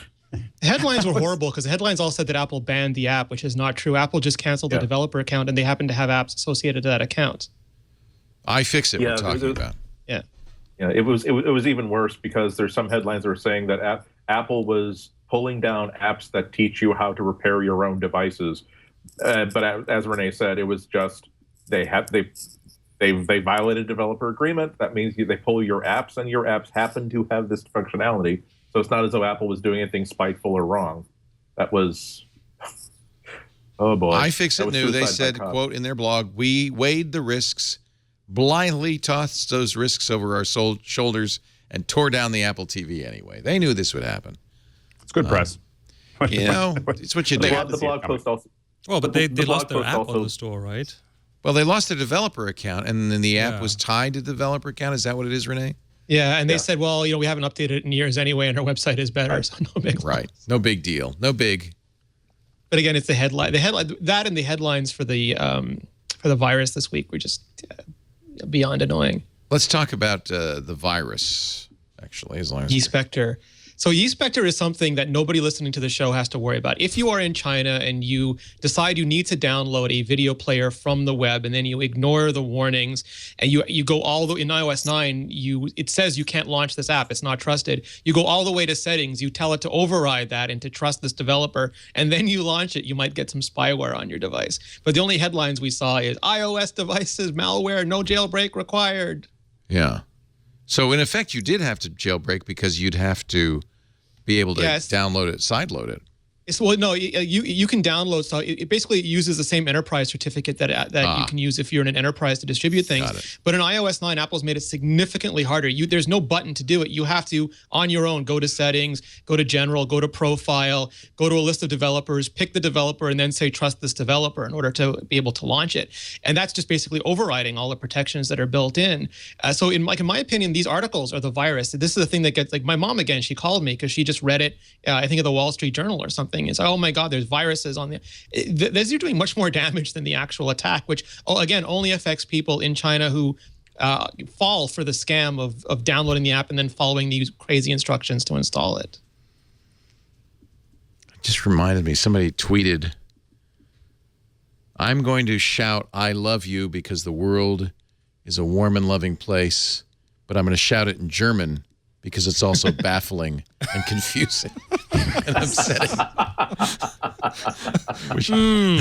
I wish I could find that tweet. No insult intended. I'll be that baffling and confusing. No, it's just if you shout something in German, it scares people. But it also gets much longer, so you need more time. It gets longer. Yeah. I'm sorry. I shouldn't have brought that up. So why Spectre? Just don't do that. Don't. Of course, don't install software from strangers. If there's a big cliff, don't step over the fence and then walk up to the edge and then start skipping along the edge. I mean, that's kind of. And then if you're a publisher, please don't publish anything saying massive accident zone in Los Angeles. It's just, it's take your keyboards away at that point. You also, before you did the iOS 9 review, wrote along El Capitan review. I'm really liking El Capitan. It does break some things, probably things that used deprecated or not approved Apple hooks, things like menu meters, stuff that changes the menu. Well, the things that it breaks mostly is stuff that, so things, and Mark, I think, if he hasn't already, he's rapidly fixing the eyesight stuff. But what it does is system integrity protection, which is the marketing name for rootless. And it's one of those things that Apple, any modern company has to deal with defensive depth. It's not enough to just say we have a protected operating system anymore, because there's so many things, including social engineering, that can trip you up. And what system integrity protection does is, if everything else fails, if you knowingly download something and the malware definitions try to stop it, if you turn off gatekeepers so that you're installing it anyway, what this tries to do is, if you manage to get a root privilege escalation, it stops the damage that an app with root privilege can do. So it can't write to a bunch of secure system files, and it really does everything it can to make sure that whatever infection you do get is contained. But that also means that software that was doing that, software that would do, like things like Kext and kernel injections, they can't work the same way that they used to. And some people who need them desperately can reboot into recovery mode and turn off system integrity protection and then boot back. Don't do that. But don't ever do that. Don't do that. Most people just find another way of doing it or wait for the software to update. Yeah, my iClock Pro, which I guess is doing that with K extensions or something. I really like it, but I noticed it stopped working. They say they're working on it actually was a pick on MacBreak Weekly, Andy, of yours. They're working on an El Capitan version. So it's possible to do all of these things. You just have to do them in an Apple-approved fashion. It's like sandboxing. They have to work their way around them. It is a power user computer, and some people say they don't want anything done with their computer. And for those people, again, you can turn it off. But for the vast majority of people, the threat of infection is much greater than the threat of kernel. Absolutely. No, and I presume that Apple sent a signal long ago, don't do this because we're going to break you soon. This is not a surprise. Oh, it was Jerry Ryan who tweeted that. 8 of 9, or tell someone you love them today because life is short, but shout it at them in German because life is also terrifying and confusing. I'm sorry. I like German. I'm deeply hurt now. Yeah, I just hurt. Can I tell you that when we were in Germany on the riverboat cruise, I wasn't expecting anything. It had never been one of my favorite countries. I like the romantic Spanish, Italian, French countries. I had a blast. The food was great. The people were wonderful, and it's really on the forefront of being eco-friendly, of being brilliant designers and engineers. I mean, it's an amazing country. How many castles did you have to visit? Saw a lot of castles. Okay, but that's because I was going down the Rhine. What else are you going to see? And there's a 100-mile canal joining the Rhine and the Main. I mean, it's like amazing engineering feat that nobody in the rest of the world knows about. But obviously, I'm sure in Germany there's a big story. It was really a wonderful trip, and I had a great time. And I would go back there. Not terrifying? Not in the least terrifying or confusing. Good. I wanted to hear that from you, yeah. Although you seeing me in lederhosen might be a little terrifying. Is there a picture of you? No. Oh, yeah. Way, really? Oh, I got the whole Bavarian kit. Oh, you did? Oh, my God, yes. Ooh, I'm sure somebody will show it to you. Is there a live photo, Leo? Either I missed that or I've seen it and decided to blank it out, I should have worn it today. You would have felt much more at home. And then it's reindeer leather. I got the reindeer leather shoes. And then you would have expected me to start to yodel, right? Yeah, and I have the little hat with a feather, the whole thing. And I have to say, because when I was there, they said, oh, no, you have to have this. You can't go to Oktoberfest. You're missing Oktoberfest, my friend. I've never been to Oktoberfest. Oh, okay. Well, you're not missing a thing. You can't go to Oktoberfest without wearing your Bavarian outfit. And so everybody said, oh, you have to get with this Bavarian outfit. So I went and I got the Bavarian outfit. And then I see all the Germans snickering as I walk out the door. I feel like I've been maybe conned. They got you. They got me. We got another one. I think the tourists outnumber the Germans on Oktoberfest quite a bit. I want to go to Oktoberfest. It looks like a lot of fun. Oh, it is a lot of fun. Yeah. It's also a lot of alcohol. There you go. There I am in the. Oh my God. Oh. If only you could welcome, see the Chris. shoes there and the knees. Poor Megan just really doesn't look too happy about co-host on the new Screensavers that day. Oktoberfest just ended. Now this is terrifying. What? This. That? Yeah. And confusing. And confusing. It's both. I'll send a picture to Jerry Ryan. Let her know. What do they say in Germany about the Audi and the Volkswagen scandal? Ooh, big thing. I mean, it's in the news all the time now. Some Germans think it has a pretty good chance to ruin Germany's technology reputation. Well, here's the latest good news. Apparently, Ford, Mazda, BMW, and Mercedes all did the same thing. Everyone is. I would expect everyone to have that. I mean, and then obviously they're trying to push it on the engineers because they were the ones who put. It's certainly not a good thing. I mean, how can you do something like that? And even though it was kind of a known thing apparently for a long time, people kind of knew that that's what was happening. Yeah. It was just hard to really find out about it or to be able to prove it because none of the officials had any access to the actual software, to the code. So here's the take. It turns out the Volkswagen engines are polluting 35% less than Ford, Mercedes-Benz, Mazda, and BMW. This was a test done at Leeds University, and the worst is Ford. 6.8 times over the nitrogen oxide limit. This is just for diesel, right?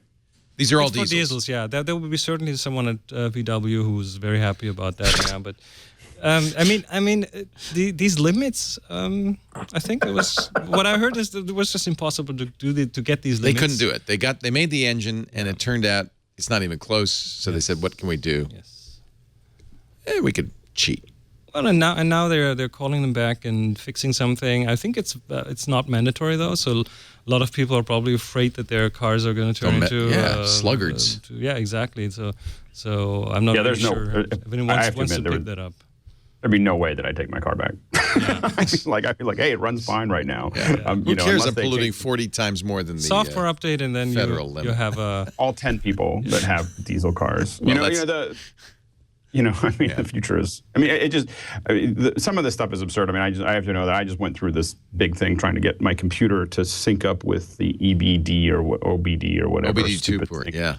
Idiotic. It should be idiotic California regulation of trying. I spent 2 weeks trying to get my computer to sign up. The smog is fine. Like what's coming out the back is fine. It's just that it hasn't communicated with the catalytic converter. And all this stuff. I have to admit that the big issue is that all the states have gone crazy. And so I get it, but it's just... Well, these were also European standards. It's not just the U.S. Okay, they've all gone crazy. Yeah.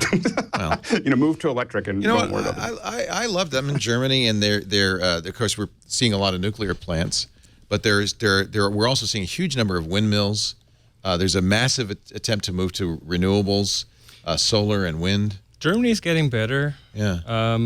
There's still the base load that you can't do with renewables because they are not as steady. Like the wind doesn't blow all the time. So some of that actually still comes from nuclear plants. But they're closing them down. That might not be in the country. They might be buying it. So yeah, but the goal I think is still a stated goal to have no nuclear plants. I think in 2020. 2022. We on the cruise ship we couldn't have bottled water. We had to put it in a metal. There really was a real attention to kind of paying attention to the environment. I wish we were paying this much attention in the States. I think it's a good thing. Well, and I think that electric is important. I've already decided that the car that I have right now is the last gas. Oh, we just gas car. Don't tell Lisa, but I put a reservation out on the the Tesla X. We just bought a battery-powered lawnmower. It's quiet. We call it our garden Tesla. I hate Nice. leaf blowers. Those things, not only are they two-stroke engines or worse, and they're noisy, they pollute like hell. Oh, and if you go electric, you don't have to go to a gas station, buy gas, put oil in, whatever. It's not dirty. You know what put me over the top of the Tesla? We have a supercharger in Petaluma. That's free, by the way. You pull up, it fills you up, and you go on your way. Free gas. So that'll be your new Why favorite wouldn't you spot. buy it? Yeah. Free gas. Of course, I don't know where the electricity comes from. Probably a nuclear plant in Germany. But I think the more important thing is Yeah, we export everything. There's a pipeline. There's a nuclear pipeline. Put it on by ships.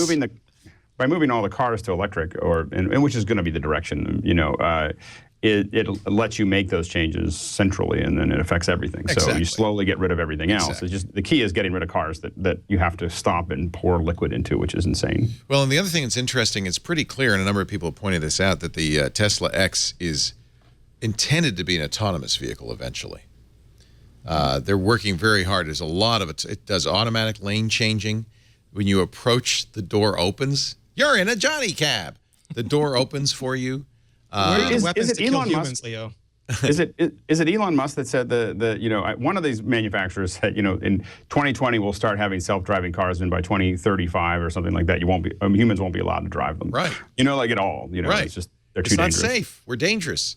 Yeah. Insurance companies will push that. But until that point, I think 2040, we won't be allowed to live. I mean, this is Leo. Those humans, let's get them off the planet. But until that point, I think it's going to be really easy to stump the self-driving cars by just being human around them. That's what I heard. They need to all go self-driving. Yeah, right, because the humans that's are the kind of the danger. thing, because they will be all on the safe side all the time to not cause any accidents. So you'll just drive like your Drive like a bat usual- out of hell, like your usual self. and all the electric cars will just stay away. They'll just be notice you sitting haven't- there waiting to get to be able to move. Yeah. You haven't seen any demos of those in Northeast weather. I think that's for No, in fact, I would never buy a Tesla where it's cold, because they don't do well in the cold for a lot of reasons. My But boss it's perfect Kevin has a for Model S California. right now, and he's And- waiting for the winter testing. Yeah. Germany, Mercedes just had a first official test on the Autobahn with self-driving trucks. Yeah. So we're getting there. Yeah. Really? Self-driving trucks? Yes. Wow.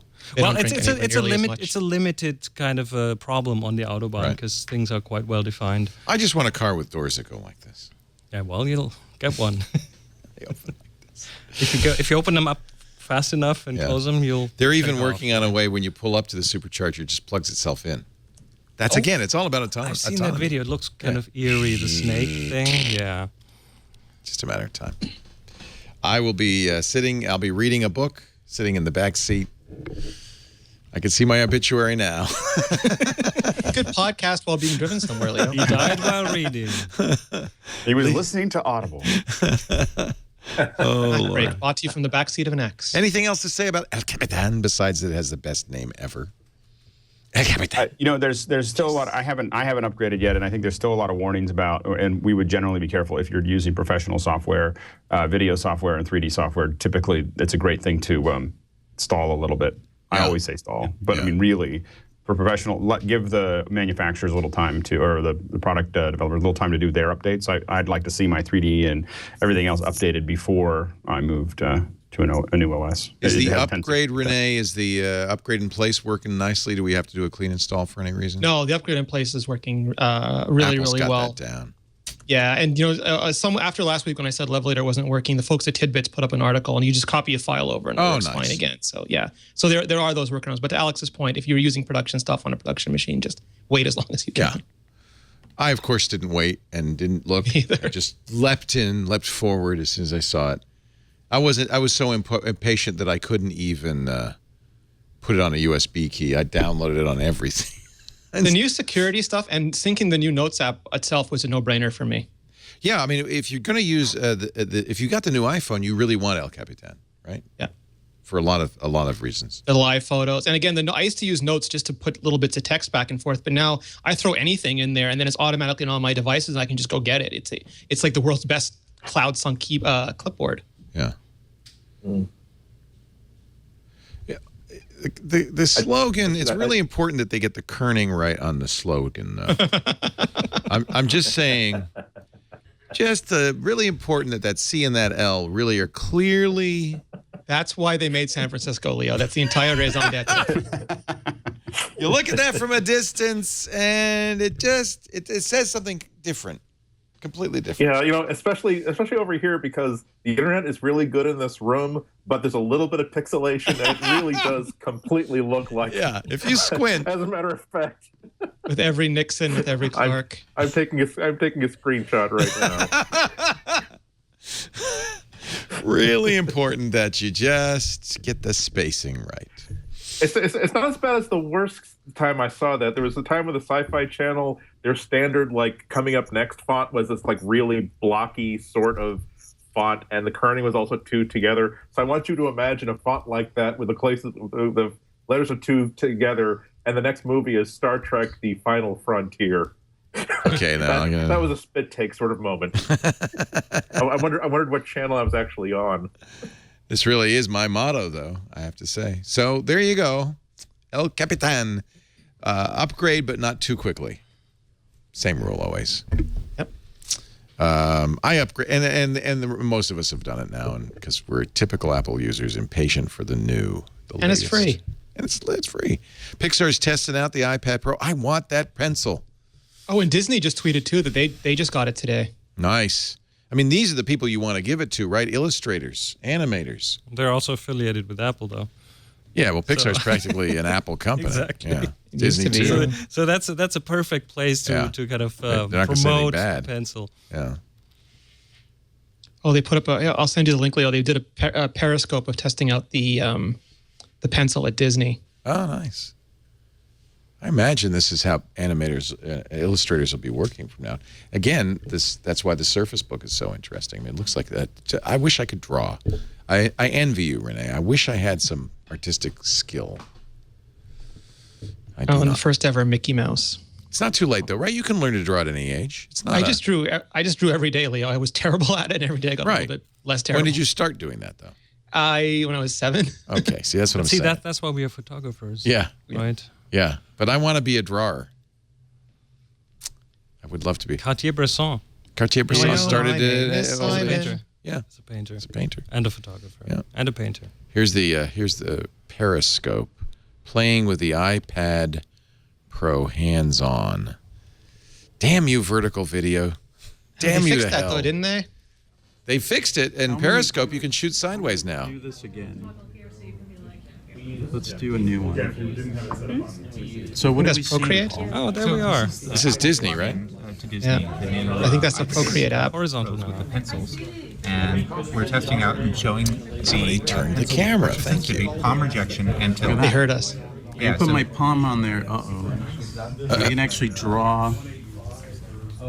I can actually draw on the screen. Palm rejection is obviously critical on this. It was terrific. That was one of the things I tested the most at the event. It was fantastic. I want to see a close-up how fast it is and the fun part is not only dragging can you do that, but it's a live screen, so you can use your fingers to squatch and stretch and reload. Oh yeah, you can zoom it in and out. Give us some more detail. When I actually draw on, that's cool to pinch in. On here, look too slow. It's a crappy drawing. Oh, that's weird. When I'm on screen, it looks pretty instant. Yeah, it was really good. And we're actually using Procreate right now. This is a special version of Procreate for the to support. And I guess it also depends on the app that you use, how fast it is. Sure. Maybe there's some processing involved. The screen has like a little. And they do a lot of they try to predict where you're going to go, and once in a while you'll see it not do it perfectly and then redraw. But most of the time it's really good. How interesting is that? Can they just predict like the entire drawing and just do it for me? Predict the monkey and I. Yeah. You need to be able to predict it with a certain artist in mind. So predict it like Picasso, or predict it like. Gosh, I wish I could draw like that. Have done? Oh yeah, wouldn't that be fun to be able to just draw stuff like that? But it really did feel like a real pencil. That was the thing that was different from Wacom and from the Galaxy Notes that I've used. It felt like drawing with a pencil. And you do a lot of that, so you would know. I mean, it's good to give it to the artists. And I used Wacom for a decade, and it doesn't feel the same. No, because it's not direct. You're not drawing. He tried to use the eraser. Whoops. Oops. There's no eraser. press, the darker. Yeah, the pressure sensitivity works pretty well. When I talked to the Apple engineer, these pins are not set for the same response as the Wacom pins, but they're the drawing clarity, because the Wacom tablets have a rougher surface on them, and the rougher surface gives you a little bit more grit. Yeah. But I can feel it. Yeah. Is it the actual glass? Is the it's on the screen here? Yeah. So, and the thing is, it's not as rough as the Cintiqs, but the picture is just better. Right. Look how fast you can shove those things around. Yeah. A lot of people. I talked to artists who are like, one of the difficulties they have with the Wacom tablets is that, they draw on a sheet of paper, but they're always turning the paper around to get the right angle, so they don't have to keep crooking their arms. So. Well, do we have a better idea of when this is going to arrive? Just November. Early November. Yeah. Early November. That's better. Well, before Thanksgiving. I mean, they have to get it to market. Eventually. No one there is going to want to do that in November. Yeah. All right, get your picks ready, folks. The back of the book coming up, but first a word from Squarespace. Squarespace builds it beautiful. We had on New Screensavers, we had Jason Calacanis on, and somebody had sent us a question about how to know who to hire to design your website. And Jason said, you'd be nuts to design your own website these days. He said, the companies like Squarespace, and he used Squarespace as a specific example, now have templates that are as good as, if not better than, any designer out there. They're mobile responsive. They're totally customizable. They look fantastic. He says you're crazy to hire somebody to basically duplicate this effort that Squarespace has done. And it starts at $8 a month when you sign up for a year. Take advantage of the best designers in the world doing amazing stuff with web technology and hosting behind it that makes your site look great. Whether you're a photographer and you want a portfolio, a band that wants a site with schedules and you can sell your CDs on, a restaurant that wants to just look as good as your food tastes, Squarespace builds it beautiful. And man, is it reliable. You just can't bring a Squarespace site down. The best hosting, the best software, mobile responsive design automatically built in, e-commerce built into every site. Squarespace is now offering $100 in AdWords credit if you are a business or commerce customer. So go there right now. Squarespace.com. Click the Get Started button. You could try it for free for 2 weeks. Even import some of your own content so you really get a sense of what your new site's going to look like. And then if you decide to buy, use the offer code MacBreak. You'll get 10% off your new account. So, subscribe for a year, get the business account or the commerce account, get the $100 in AdWords, and 10% off when you use the offer code MacBreak. It's such an amazing thing. Calacanis said it. Don't reinvent the wheel. Squarespace is there. Squarespace.com. Use the offer code MacBreak to try it free and get 10% off on purchase. All right. Time for our picks of the week. Did they warn you that we would be doing a pick of the week? I have one. Well, then why don't you do the honors, Chris Marquardt? Okay, so I have two wrists. One does? One has the Apple Watch. As one would? One has this one. What is that? Well, this is it's a fitness band, I can tell. It's a fitness band. Yeah. It's the Xiaomi Mi Band. Oh. Which is, I think, the cheapest one on the market right now. It's like $15 to $20. It does the usual step tracking, and of course, those two don't agree. You put it right here. Yeah, those two do not agree. It comes out here. It's a little pill. That's How close are they? That's all complete. Oh, here we go. This is what you put in the band. It's waterproof. You can swim and shower with it, no problem. But the interesting thing is, or two interesting things about it is, it does sleep tracking, and it does sleep cycle alarm. So it looks at I like that. What your depth of sleep is, and when you're not in deep sleep, it'll wake you up within a half-hour window before you set in the half-hour window before your alarm should go off, and it does it by vibrating. So you say 8 o'clock, and it waits to see when you're in a lighter sleep cycle, between and then 7:30 and 8 o'clock, and looks when you're lighter sleep and wakes you up by vibrating, so you don't have to wake up your significant other, because it just shakes. You know what? It's so cheap. $20? It's super cheap, and that can't be right. It runs on one charge. It runs 3 to 4 weeks. So it does have a charger. It comes with a charger. It has these two little contacts you see That's here. going to last you a month. And those are, it comes with a little USB dongle thing. What's the software look like? Does it have decent software? It does. It comes with an iPhone app. I think it can do more on Android, like notifications for calls and things, but here's a little app and you get to like set an alarm and switch on what's called the early bird alarm, so you get the tracking thing, and it syncs your sleep. It gives you statistics over how you moved. It puts that data into Apple Health. And it automatically knows that you're sleeping. You don't have to press a button or anything. It does that, and it has been pretty good so far. Really nice little thing. Doesn't cost much. It's below that threshold where you'd go, yeah, even if it didn't work. It was one of those instant buys for me. Yeah. And then it has 3 little LEDs on here, so it's like on a MacBook next to the camera, like little holes drilled in, so you can't really see anything unless the LEDs go on, and through those it will give you some status information. So that was a no-brainer to buy. And then you can have different color bands and things. Super cheap, does the job, vibrates, battery lasts long. So for me, that's really one of those things that now has replaced my alarm clock. Well, that's remarkable. IP67 water resistant.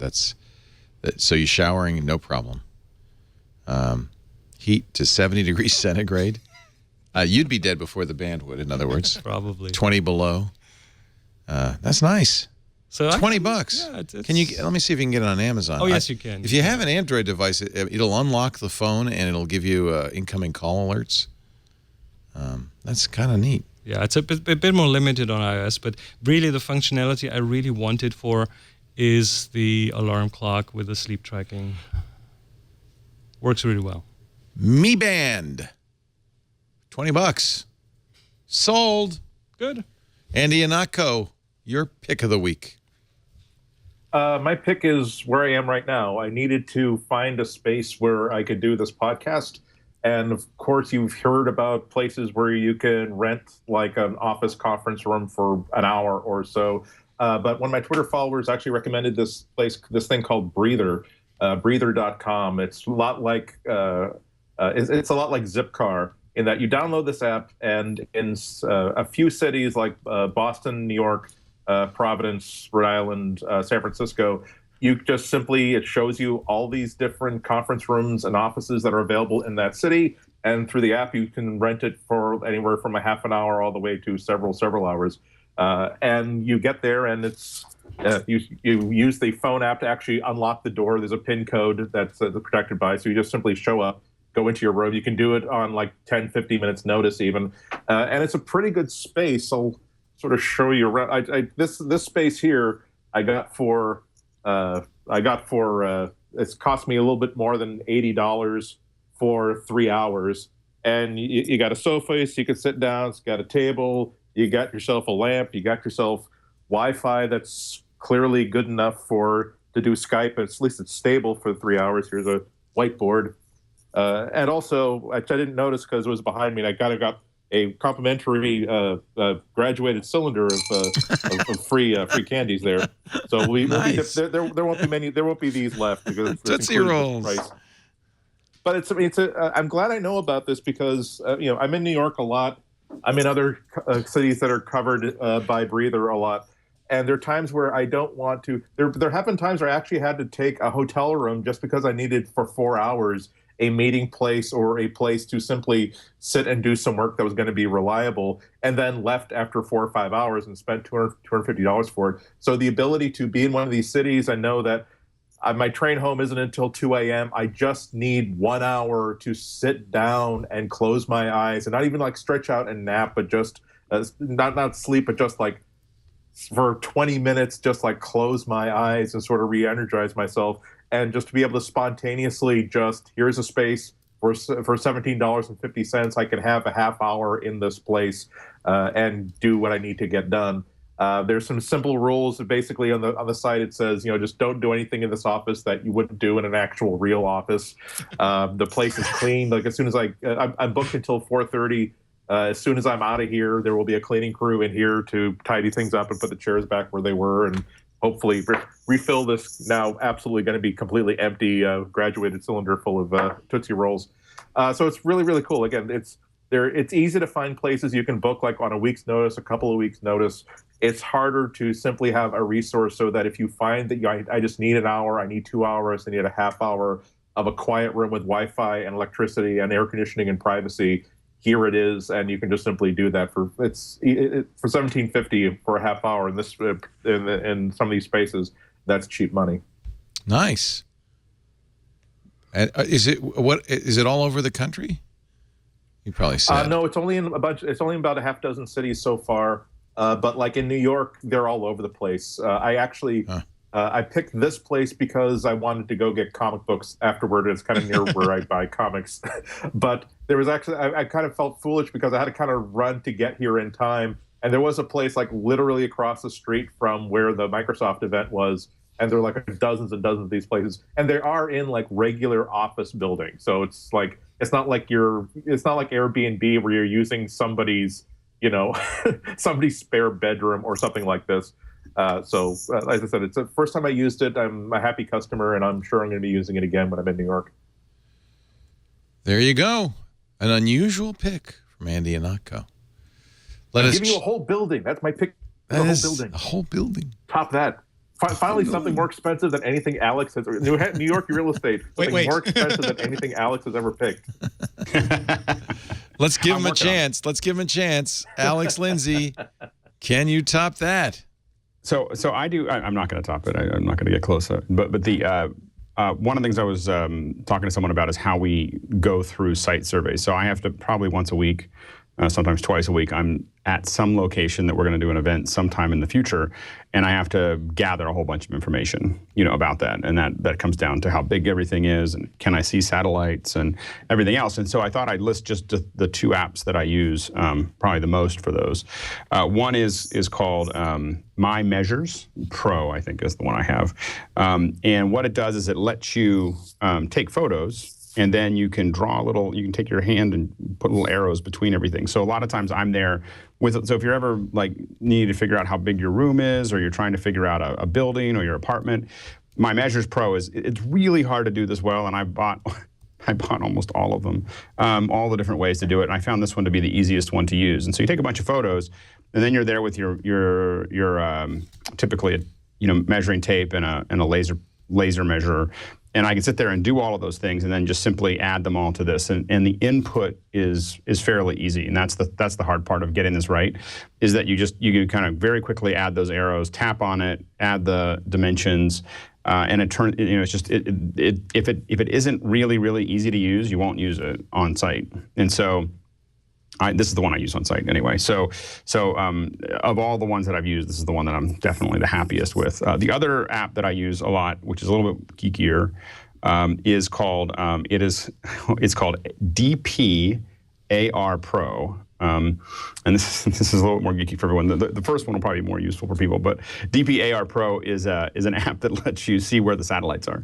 So if you stand up on someone's roof, I used this a lot last week in the rain in New York. And but you can point up into the sky, and it's using your direction and everything else to kind of give you a rough idea of where specifically Galaxy 17 is, which is usually the one that I need to find. So you can get kind of angles and figure out where everything is, and figure out whether you're going to be able to put a dish up there and make it work. So anyway, I thought that would be kind of fun. The only other thing that's a piece of hardware that we use, that I use a lot, is the Theta, which is, I think I've recommended in the past, which is you take one photo and it takes I ordered the everything. Theta S. I can't wait to get it. I'm very excited about the Theta S. I have a couple of the Theta, I think, M15s or something like that, but which is the last version, which is great, and the Theta S is going to be even better. But what's great is you just kind of hold it up and take a photo, and now you can kind of put that into, you can use it with your goggles, but they have a viewer as well that you can kind of look around if you're talking about where you're going to put stuff or how you're going to plan something. So,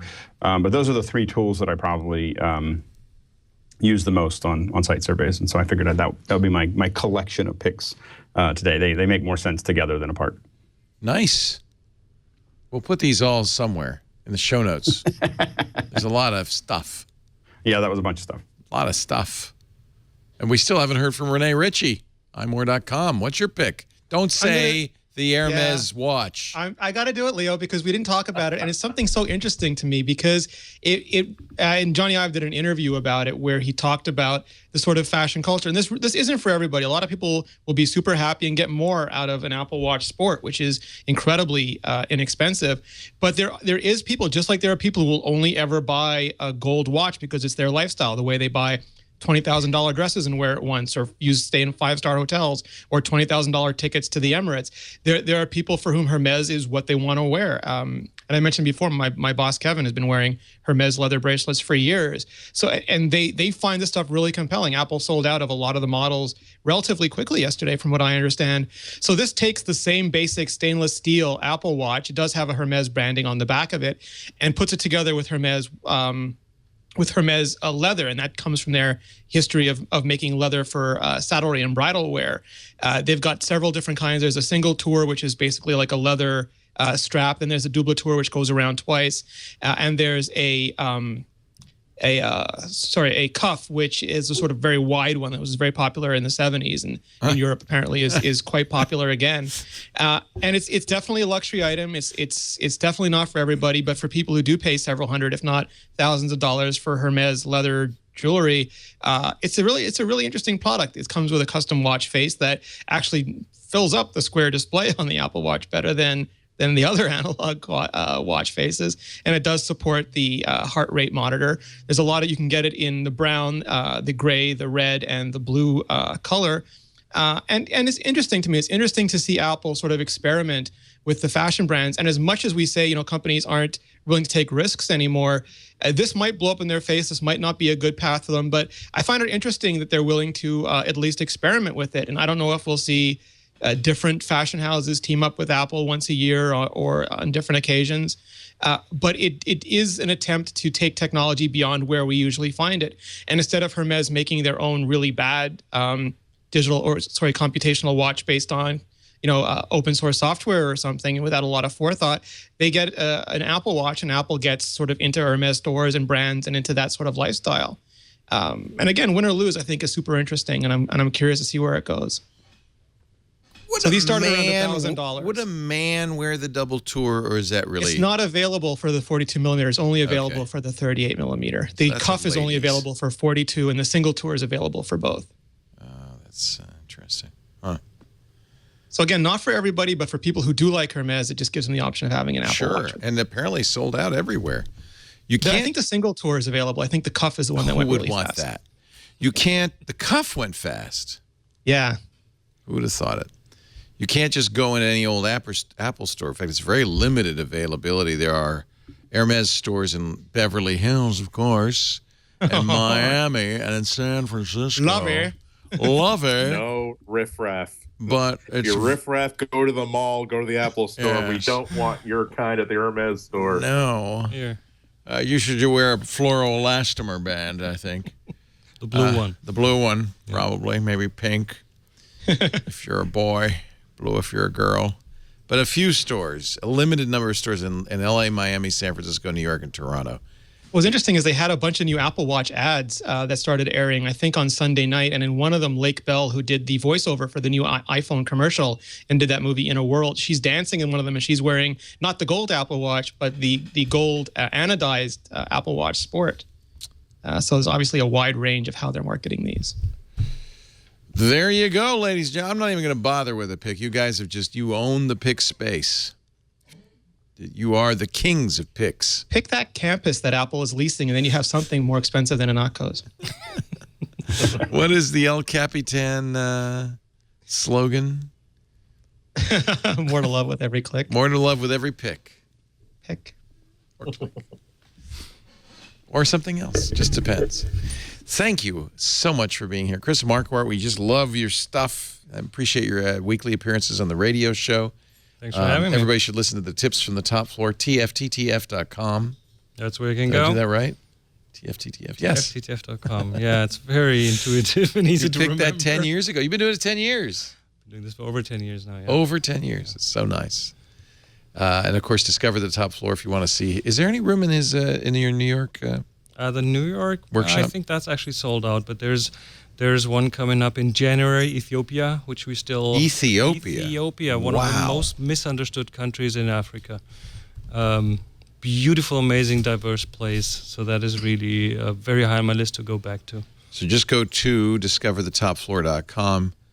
There's lots to see there. The Ethiopia experience is coming up. Lake Siberia Baikal. in March. We're going to Lofoten in Norway. Beautiful islands, the fjords. Going back to Ireland. That looked like it was a lot of fun. Ireland was amazing. Yeah. It was a wonderful learning experience for everyone, including myself. Shot a lot of landscapes, seascapes, long exposures, beautiful. I mean, just the weather there changes like 5 times in 1 hour, and it's a bit of a challenge, but after that, you can do it. Chris is a film buff as well, and you do analog workshops for people who want to still shoot film We've just experience it. My fiance and I have just written a book about film photography, and it's in Germany, but it's in the process of being translated. Good. So it'll come out first quarter next year, hopefully. Nice. Publishing this with Rocky Nook, actually. So right. It will be on the American market, which I'm really glad for. I'm really happy for. DiscoverTheTopFloor.com. It's all there. Andy Ihnatko, Chicago Sun-Times. Great to have you here and there. Enjoy the rest of the day. Where are you going in New York? You going to take some pictures rest of the day? I took some pictures yesterday. I'm actually skedaddling back tonight so I can get a full office day tomorrow. I am actually coming back to New York on Thursday and staying for 4 days for New York Comic Con. So that's those of you. I bet that while at Comic Con, I'm going to be taking some test photos for the iPhone 6 Plus, S Plus that have not been taken by other reviewers. I will pretty much guarantee that. Good. That'll be a lot of fun. Thank you, Andy. Great to see you. Thanks, of course, to Alex Lindsay of the Pixel Corps. Follow him on Twitter. There's always good stuff going on. If you follow him, you'll get first dibs at Alex Lindsay with an A, S-A-Y at the end. There. Anything you want to plug or mention, or is it all top secret? No, nothing to mention. But I'll be here. I'll be home over the weekend. Maybe I'll see you there, and then back to Africa. So nice, traveling man. And of course, Rene Ritchie. You got to go to imore.com to read the new El Capitan and iOS 9 reviews, hand-coded by Rene Ritchie. Also his great podcasts, imore.com, debug.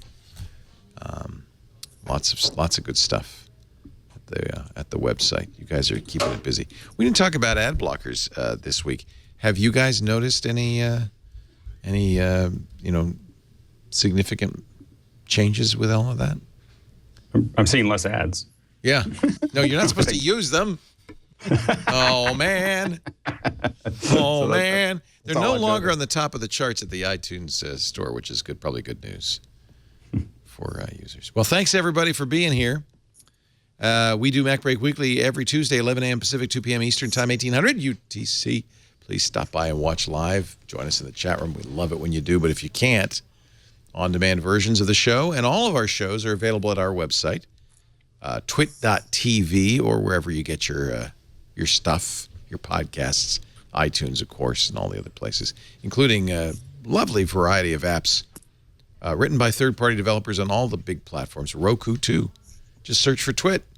Subscribe to MacBreak Weekly, and you're done. I'm Leo Laporte. Thanks for being here. Now back to work, because you know what? Break time is over. That means you, Greg.